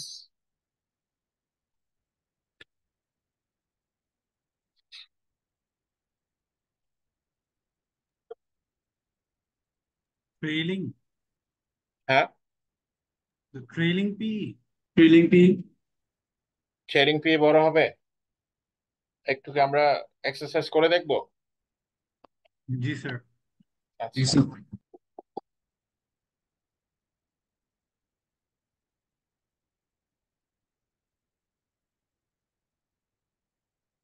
আচ্ছা, ট্রেলিং পি তে আমরা কি লিখেছি? 1 - বি। আচ্ছা, না, এটা লিখেছি ফরওয়ার্ড পি তে, তাই না? R - জি, এটা হচ্ছে justified forward P.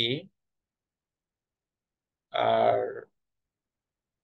Justified trailing P তে আমরা কি লিখেছি? 1 - বি ইন্টু কি হবে এখানে? 1 + G. 1 + G. 1 + জি আর R - জি। আমি কিছু নাম্বার প্লাগ ইন করি। B is equal to say 30, R is equal to 10%, G is equal to 5%. ওকে, এখন ক্যালকুলেট করেন তো, এখানে কত হবে? 70। আর এখানে কি হবে? 0.7 ही होगा sir. 0.05 হবে ना না? ना. আর এখানে কি হবে? 70 multiplied by 1.05, is it? হ্যাঁ, 1.05 divided by 0.05। কোনটা বড় হবে?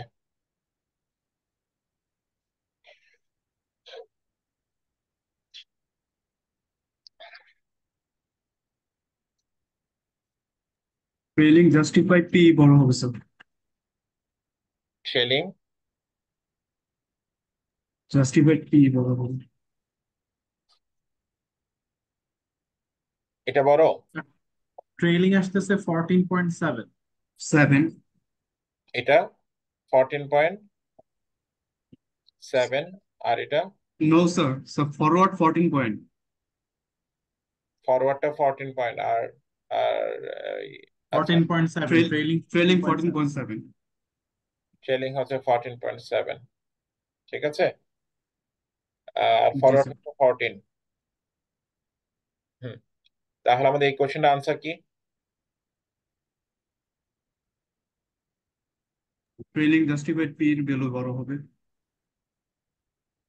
হ্যাঁ, আর ফরওয়ার্ড পে কি হবে? স্মলার হবে, জি স্যার। ঠিক আছে। ওকে, সো এখানে কিছু ইনফরমেশন দেওয়া আছে, সেটা আপনার কাজে লাগবে। আমরা মাত্র যে এক্সারসাইজটা করলাম, জাস্টিফাইড পি ক্যালকুলেট করব, সেটা ক্যালকুলেশনের এক্সারসাইজ আছে, সেটা ইউজ করবেন। আচ্ছা, নেক্সট ইস্যু হচ্ছে আপনার গর্ডন গ্রোথ মডেল নিয়ে, সেটা হচ্ছে আপনার আদার কম্পোনেন্ট যদি দেওয়া থাকে, ইজ ইট পসিবল যে আপনি আর ক্যালকুলেট করতে পারবেন কিনা, আর ক্যালকুলেট করতে পারবেন কিনা। সো আনসার হচ্ছে পারা যাবে। এটা সিম্পল, যে d0 × 1 + g, এটা আমরা এখানে কি লিখছি, r - g, এখানে আমরা লিখছি p0, আর এটা এখান থেকে আমরা বলছি যে এখানে আর ক্যালকুলেট করা যাবে কিনা বাকি জিনিসগুলো যদি দেওয়া থাকে। ঠিক আছে, আনসার হচ্ছে যাবে। সো যখন আপনি এটা ইকুয়েশন রিঅ্যারেঞ্জ করতে যাবেন, তখন আপনি যে দুটো কম্পোনেন্ট পাবেন সেই দুটো দেখতে এরকম দেখাবে। So এখন এই দুটো কম্পোনেন্টকে আপনাকে একটু সেপারেটলি বুঝতে হবে যে এই দুটো কম্পোনেন্ট কি ইন্ডিকেট করে। এটাকে বলা হয় dividend yield. Dividend divided by, আমরা এটার কথা মনে হয় আগে বলেছিলাম ফাইন্যান্সিয়াল রেশিও ক্লাসিফিকেশনে, current dividend divided by current market price, এটাকে বলা হয় কি ডিভিডেন্ড ইল্ড। আর এখানে আপনি যেটা জি পাচ্ছেন, এটাকে আমরা বলি ক্যাপিটাল এপ্রিসিয়েশনের ইল্ড, বা যেটা আমরা একটু আগে বলছিলাম, G not only reflects the dividend growth rate, it also reflects the capital appreciation rate. আচ্ছা, সো এটার এক্সারসাইজ হচ্ছে এটা। নেক্সট আমরা multi stage dividend growth model, এটার সাথে আমরা পরিচিত। আমরা 3 স্টেজ ডিভিডেন্ড গ্রোথ এর কথা শুনেছি, যেখানে সাধারণত প্রথম স্টেজে একটা হাইয়েস্ট গ্রোথ রেট থাকে, সেকেন্ড স্টেজে রিলেটিভলি কম, থার্ড স্টেজে আরো কম একটা ডিভিডেন্ড গ্রোথ রেট থাকে। এভাবে আহ, এটা ল্যাডার ল্যাডার টাইপ। সো এটাকে আমরা বলি, প্রথমটাকে বলি গ্রোথ ফেজ, সেকেন্ডটাকে বলি ট্রানজিশন। কেন ট্রানজিশন? এটা হচ্ছে এখানে যেটা ম্যাচিওর ফেজে গ্রোথ রেট কমে আসবে, এটার মধ্যকার ট্রানজিশন। সো এই পিরিয়ডে যেটা থাকে, দ্যাট ইজ অ্যাবনর্মালি হাই। এবং এখানে আমাদের এই সময়ে যখন আমার অ্যাবনর্মালি হাই গ্রোথ রেট থাকে, তখন আমাদের free cash flows is likely to be negative. যখন আমাদের অ্যাবনর্মালি হাই গ্রোথ রেট, এখানে আমরা যে গ্রোথ রেটের কথা বলছি, আচ্ছা, আহ, এটা কোম্পানি গ্রোথ আর ডিভিডেন্ডের গ্রোথের মধ্যে একটা তফাৎ আছে। সেটা হচ্ছে এখানে আমরা যে গ্রোথ রেটটা লিখেছি এটা হচ্ছে ডিভিডেন্ডের গ্রোথ রেট, আর এখানে আমরা যে আলোচনাটা করছি এটা হচ্ছে কোম্পানির যে গ্রোথ ফেজ আছে সেটা। সো রিয়েলি কোম্পানির ডিভিডেন্ডের এই গ্রোথ ফেজ এর সাথে কোম্পানির যে গ্রোথ রেট কানেক্টেড, সেটা হচ্ছে যখন কোম্পানির ডিভিডেন্ড বেশি থাকে, বা কোম্পানির যখন ডিভিডেন্ড এই ফেসে বা প্রথম ফেসে কোম্পানির ডিভিডেন্ড কম থাকে, বাট কোম্পানির গ্রোথ রেট অনেক বেশি থাকে। নেক্সট হচ্ছে আপনার কোম্পানি যখন ম্যাচিউর ফেসে চলে যায়, তখন company huge amount of dividend দিয়ে থাকে, দেন এর মধ্যেকার একটা ট্রানজিশন আছে। বাট কোম্পানি যখন অ্যাবনর্মালি হাই গ্রোথ রেটে বিলং করে, তখন কোম্পানির usually free cash flows to firm, free cash flows to equity এগুলো নেগেটিভ থাকে।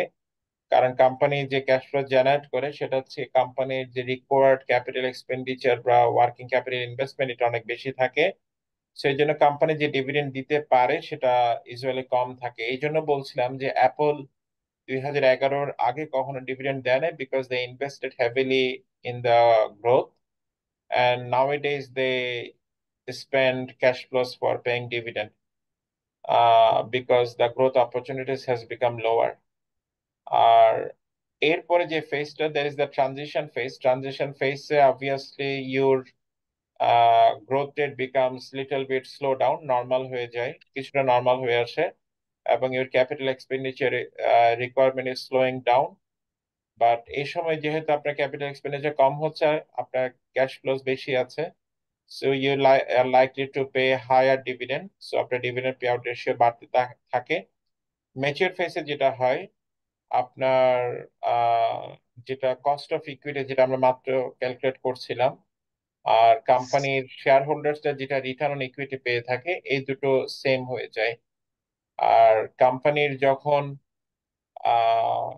গ্রোথ ফেসে থাকে তখন কোম্পানির ইউজুয়ালি রিটার্ন অন ইকুইটি যেটা শেয়ার হোল্ডার্সরা পায় সেটা সাধারণত কম থাকে relative to the required return on equity, এটা থাকে। বাট ম্যাচিওর ফেসে গিয়ে এই দুটো সেম হয়ে যায়। আর এটা অ্যাট্রাকটিভ যখন কোম্পানির ROE is greater than the R. Okay, so এই ব্যাপারটা খেয়াল রাখতে হবে। অ্যান্ড আমরা যেটা ডিভিডেন্ড ডিসকাউন্ট মডেলে ভেরি এক্সক্লুসিভ নিউ থিং দেখবো সেটা হচ্ছে যেটাকে আমরা বলি আপনার two stage dividend discount model, বা এটাকে আমরা টু স্টেজ ডিভিডেন্ড মডেল যেটার সাথে আমরা পরিচিত, সেটা হচ্ছে ইনিশিয়াল একটা হায়ার ডিভিডেন্ড রেট থাকে, তারপর ডিভিডেন্ডের রেটটা লোয়ার হয়ে যায়।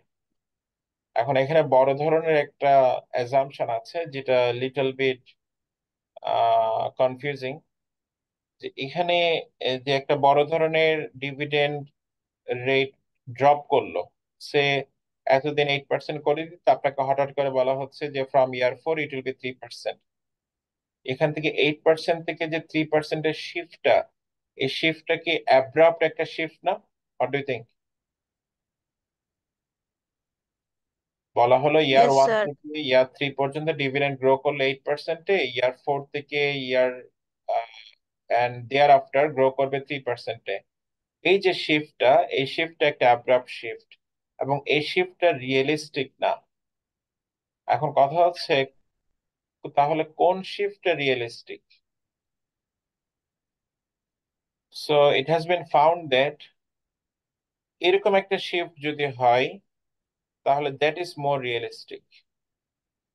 তার মানে 8% ছিল, 8% থেকে ওভারনাইট 3%-এ যায় নাই, এটা আস্তে আস্তে 7, 6, 5, 4 এইভাবে 3-তে আসলো।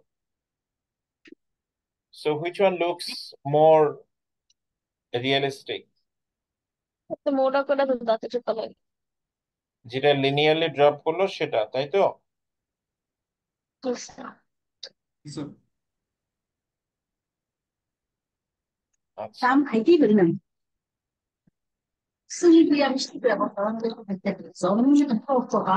তো এই অ্যাপ্রোচটাকে বলা হয় এইচ মডেল। এই অ্যাপ্রোচটাকে কি বলা হয়? পাই খেয়ে গেছে। এই অ্যাপ্রোচটাকে বলা হয় এইচ মডেল। H model. আমরা 1 stage, 2 stage, 3 stage dividend growth মডেলের সাথে পরিচিত, আমরা এইচ মডেলের সাথে পরিচিত না। সো এটা আমরা একটা এক্সারসাইজ করব।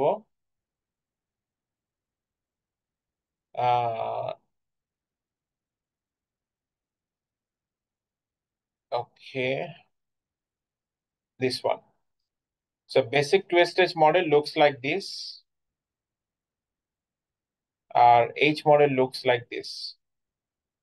So H model আমরা যেটা দেখিয়েছি সেটা 3 স্টেজ মডেল ছিল, 3 স্টেজ H মডেল। এখানে এটা হচ্ছে 2 স্টেজ H মডেল। কথা না বললে, কথা বলার প্রয়োজন না হলে একটু মিউট রাখবেন। আচ্ছা, So এখানে এই সময়টা পর্যন্ত আমরা দেখছি যে কোম্পানির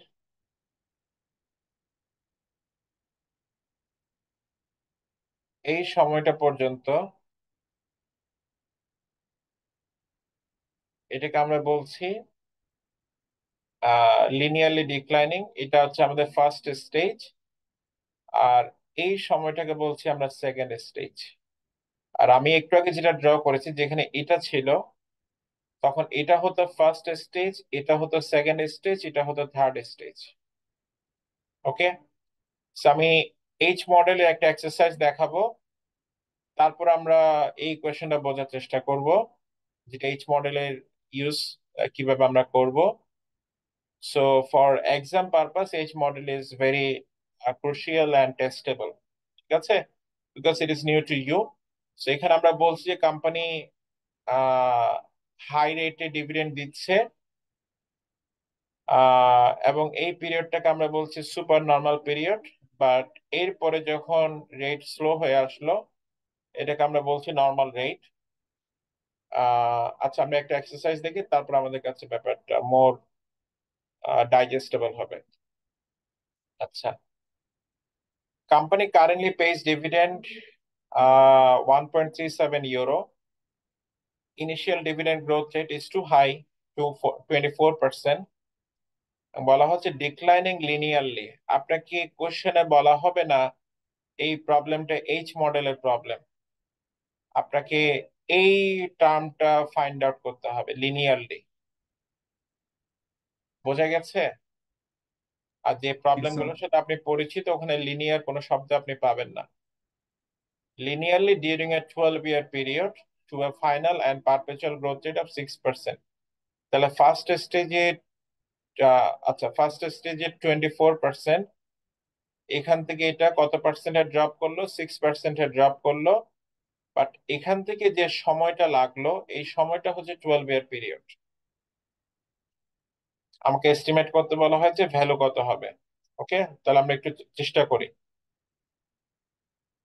সো সেই চেষ্টায় যাওয়ার আগে আমরা একটু ইকুয়েশনে বোঝার চেষ্টা করি। Equation is relatively simple if you can stick to it. প্রথম কথা হচ্ছে যতটা স্টেজ ততটা পার্টস থাকে ইকুয়েশনে। আপনার যদি 3টা স্টেজ থাকতো, যেহেতু 3টা গ্রোথ রেট থাকতো, তাহলে 3টা পার্ট থাকতো। এখানে যেহেতু 2টো স্টেজ, এখানে আপনার ইকুয়েশনে 2টো পার্ট আছে। এটা একটা পার্ট, এটা একটা পার্ট। আচ্ছা, ডিনোমিনেটর দুটো পার্টের সেম না? ডিনোমিনেটর আমরা কি লিখছি? Yes, sir. আর মাইনাস জি এল। আচ্ছা, এল কি এইচ কি, এই দুটো একটু বুঝি।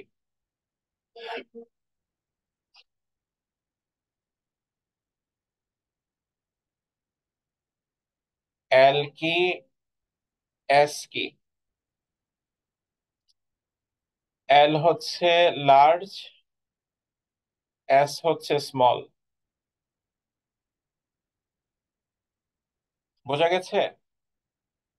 তাহলে গ্রোথ রেট যেটা লার্জ সেটা জি এল, আর গ্রোথ রেট যেটা স্মল সেটা জি এস।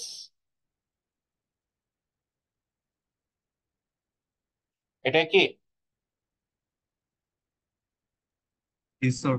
একটু আবার বলার চেষ্টা করে, আমি মিস্টেক করেছি। আপনার জি এল মানে হচ্ছে যেটা লং টার্মের গ্রোথ রেট সেটা, জি মানে হচ্ছে যেটা লং টার্মের গ্রোথ রেট সেটা, আর এস মানে হচ্ছে যেটা শর্ট টার্মের গ্রোথ রেট সেটা। তো এখানে যেটা ডিনোমিনেটর, সেই ডিনোমিনেটরে যেটা জি এল দেখতে পাচ্ছেন, সেই জি এলটা কি ইন্ডিকেট করছে? Long term growth rate. এখন আমাকে বলেন শর্ট টার্মে গ্রোথ রেট বড় হয় নাকি লং টার্মে গ্রোথ রেট বড় হয়? যে রেটটা ফর এভার থাকে সেই রেটটা বড় হয় নাকি শর্টার পিরিয়ড ইনিশিয়াল রেটটা বড় হয়? কোনটা বড় হয়? শর্ট রানটা বড় হয়। শর্ট রানটা বড় হয়, লং রানটা ছোট হয়, এবং this is quite realistic. Is it realistic?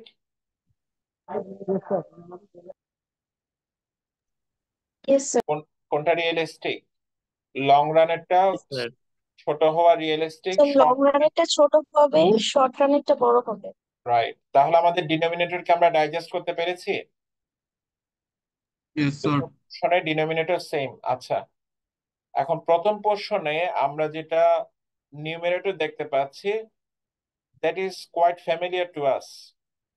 Initial dividend multiplied by 1 plus growth rate. এখন কোন গ্রোথ রেটটা?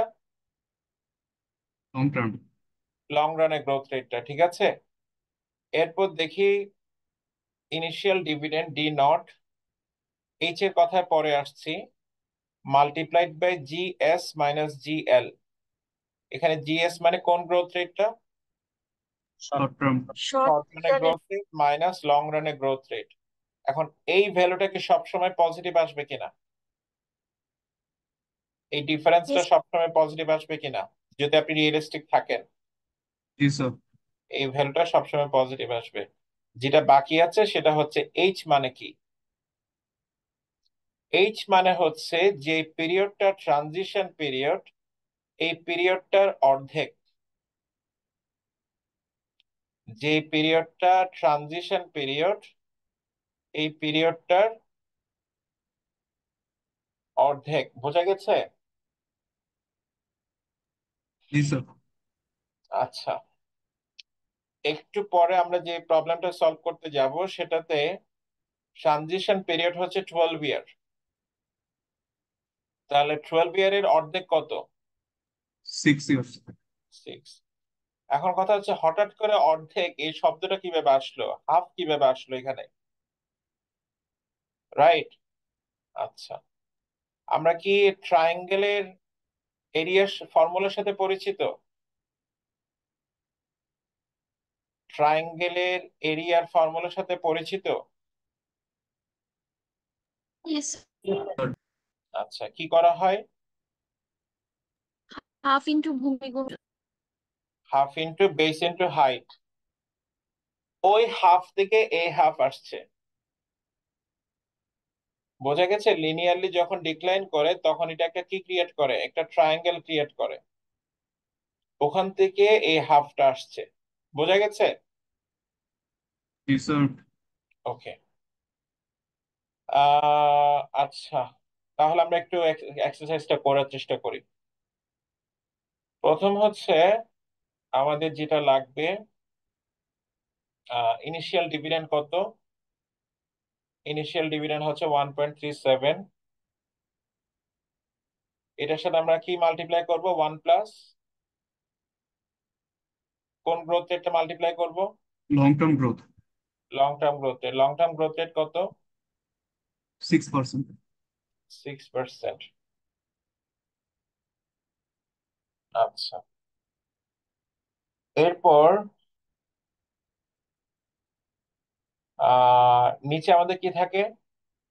Cost of equity cost of equity হচ্ছে 10%, মাইনাস কি হবে? শর্ট রান গ্রোথ রেট না long run growth rate? Long run growth long run growth rate হচ্ছে কত percent? 6%। 106। আচ্ছা, ইয়েস স্যার। এখানে কি হবে? প্লাস না? প্লাস। জি স্যার। আর এখানে ডিনোমিনেটর কি থাকবে? সেম লিখে ফেলবো না? সেম। আচ্ছা, এখানে প্রথমে 1.37, এই দুটো কি সেম না? আচ্ছা, এইচ এর জায়গায় কি হবে? 12 6 ডিভাইডেড বাই 2। 2। আর এখানে কি হবে? Short run minus long run growth. 24 minus 0.06। বোঝা গেছে? লিখেছি সব ঠিক মতো? জি স্যার। এটা যখন আপনি ক্যালকুলেট করবেন তখন আপনি 73.7 পাবেন। Okay, so this is the application Yes, of H model. এখন আমরা যদি এটাকে 3 স্টেজে আনতে চাই, এইচ মডেলকে যদি আমরা 3 স্টেজে আনতে চাই তাহলে কেমন দেখাতে পারে? প্রথম স্টেজে এতটুকু কনস্ট্যান্ট, তারপর সেকেন্ড স্টেজটা লিনিয়ারলি ডিক্লাইনিং, থার্ড স্টেজটা এরকম। আর কনভেনশনাল যে 3 স্টেজের সাথে আমরা পরিচিত সেটা দেখতে কিরকম?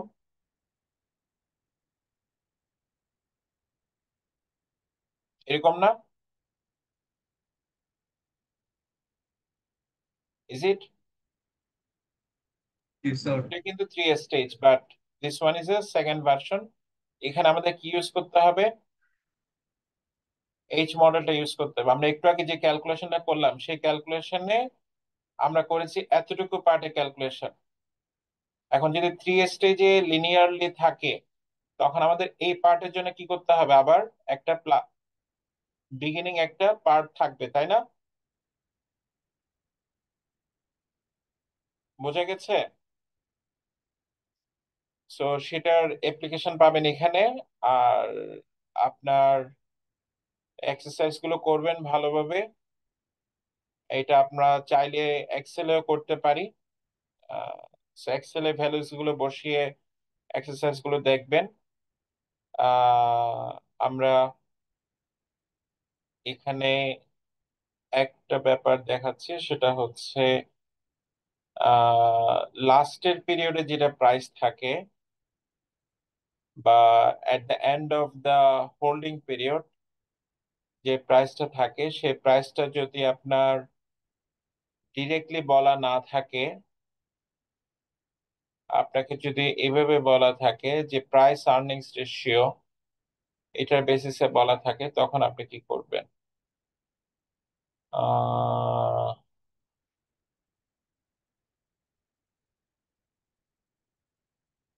This one. আচ্ছা, an analyst is reviewing the valuation of DuPont. Can you recall this company? As of the beginning of October 2007, when DD is selling 50, current price is 50. In the previous year, DuPont is paid 1.48 dividend that analyst expects to grow at a rate of 10% annually for the next 4 years. 4 years grow করবে কত percent রেটে? 10% করে। তাহলে 1.48 হচ্ছে current.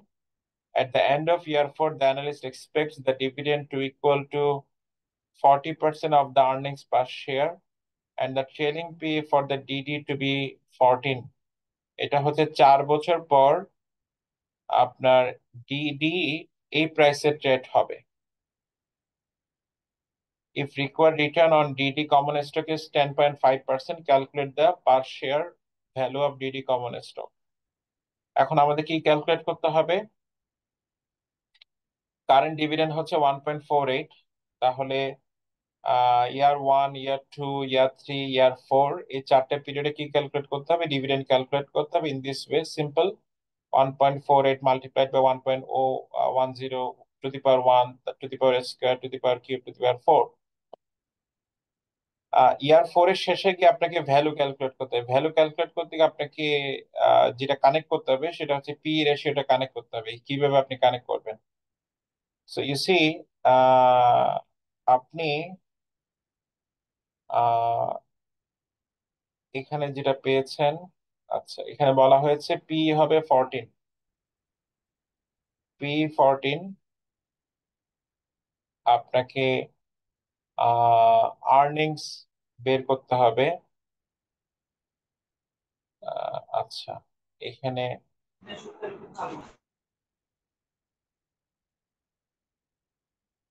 আচ্ছা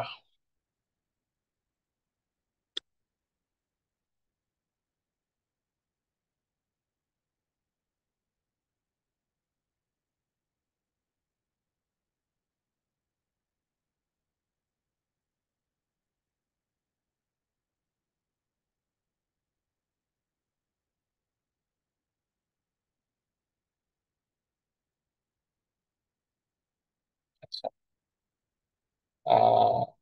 actually this is the issue. এখানে আপনাকে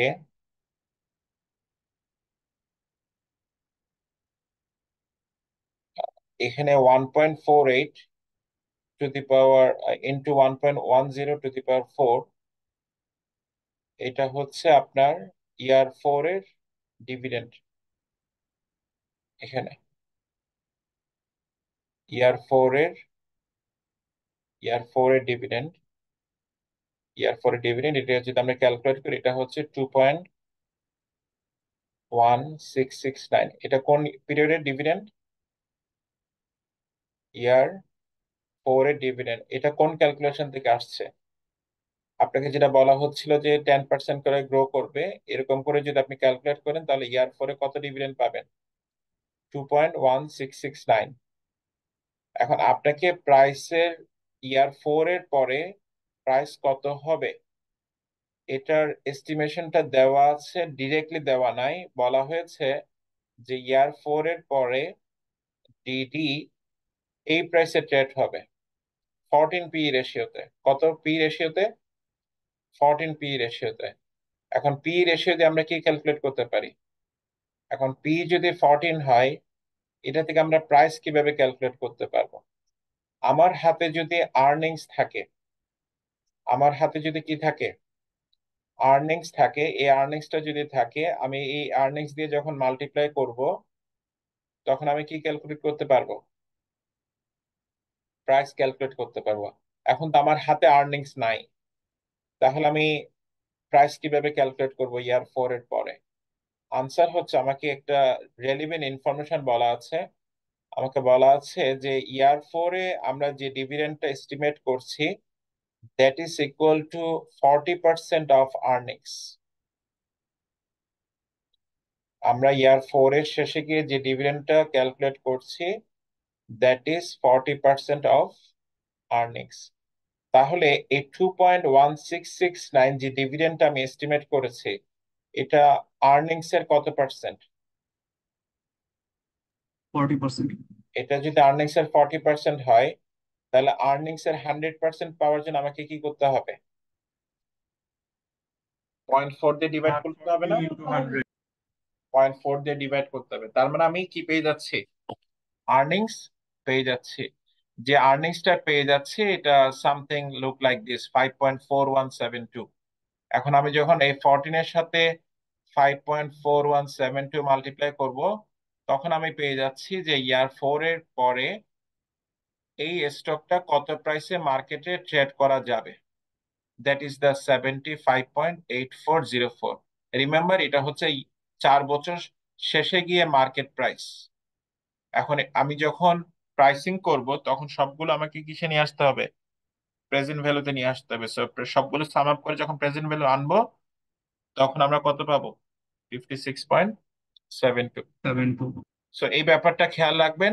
আপনাকে সব সময় হোল্ডিং পিরিয়ডের পরে ডিরেক্টলি প্রাইস নাও বলা থাকতে পারে, আপনাকে কিসের বেসিসে প্রাইস বলা থাকতে পারে?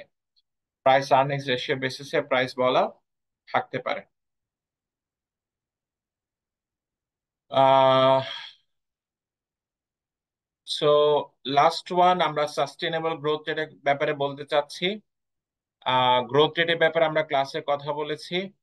আহ, আহ, আমরা এই গ্রোথ রেটটা কিভাবে এস্টিমেট করব?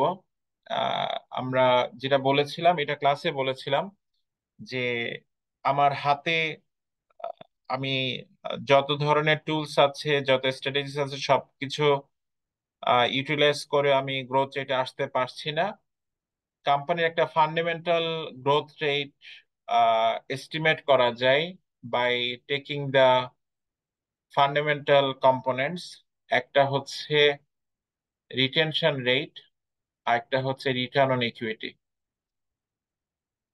সো থিঙ্ক অফ, আমি ক্লাসে আগে বলেছিলাম যে ইফ ইউ থিঙ্ক অফ যে কোম্পানি ইজ এ মেশিন, সেই মেশিনটা আপনাকে 15% করে রিটার্ন দেয়, যেটাকে আমরা বলছি রিটার্ন অন ইকুইটি। কত পার্সেন্ট করে রিটার্ন দেয়? 15% করে। তার মানে আপনি 1 টাকা ইনপুট দিলে এটা কত পার্সেন্ট রিটার্ন দিবে? 15% রিটার্ন দিবে, বা 1.15 হবে। তো আইডিয়াটা হচ্ছে, যত আপনি তাকে দিবেন, যত প্রপোর্শন তাকে দিবেন, মাল্টিপ্লাইড বাই সে এটা যত পার্সেন্ট রেটে হারভেস্ট করবে, এই দুটোর প্রোডাক্টকে আপনি বলতে পারেন সাস্টেইনেবল গ্রোথ রেট। এই দুটোর প্রোডাক্টকে আপনি কি বলতে পারেন? Sustainable growth rate. So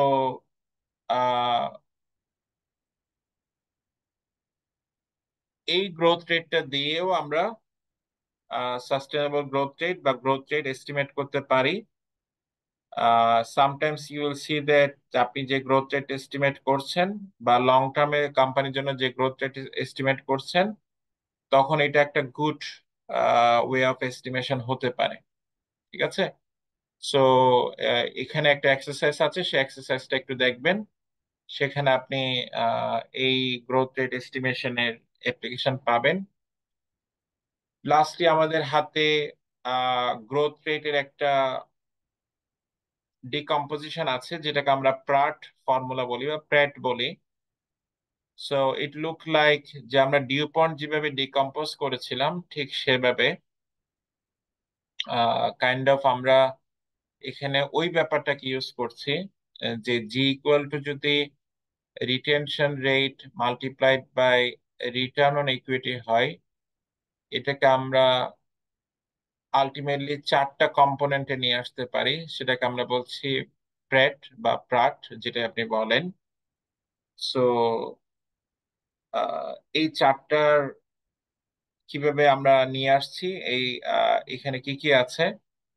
so আপনি দেখেন, এখানে আমাদের প্রফিটেবিলিটি আছে, এখানে আমাদের অ্যাসেট টার্নওভার আছে, এখানে টি মানে কিন্তু আমার লিভারেজ, টি মানে কিন্তু লিভারেজ, আর আর মানে হচ্ছে আপনার রিটার্ন বা মার্জিন বা নেট প্রফিট মার্জিন, আর পি মানে হচ্ছে আপনার প্রফিটেবিলিটি। এইভাবে 4টা ফ্যাক্টর আছে।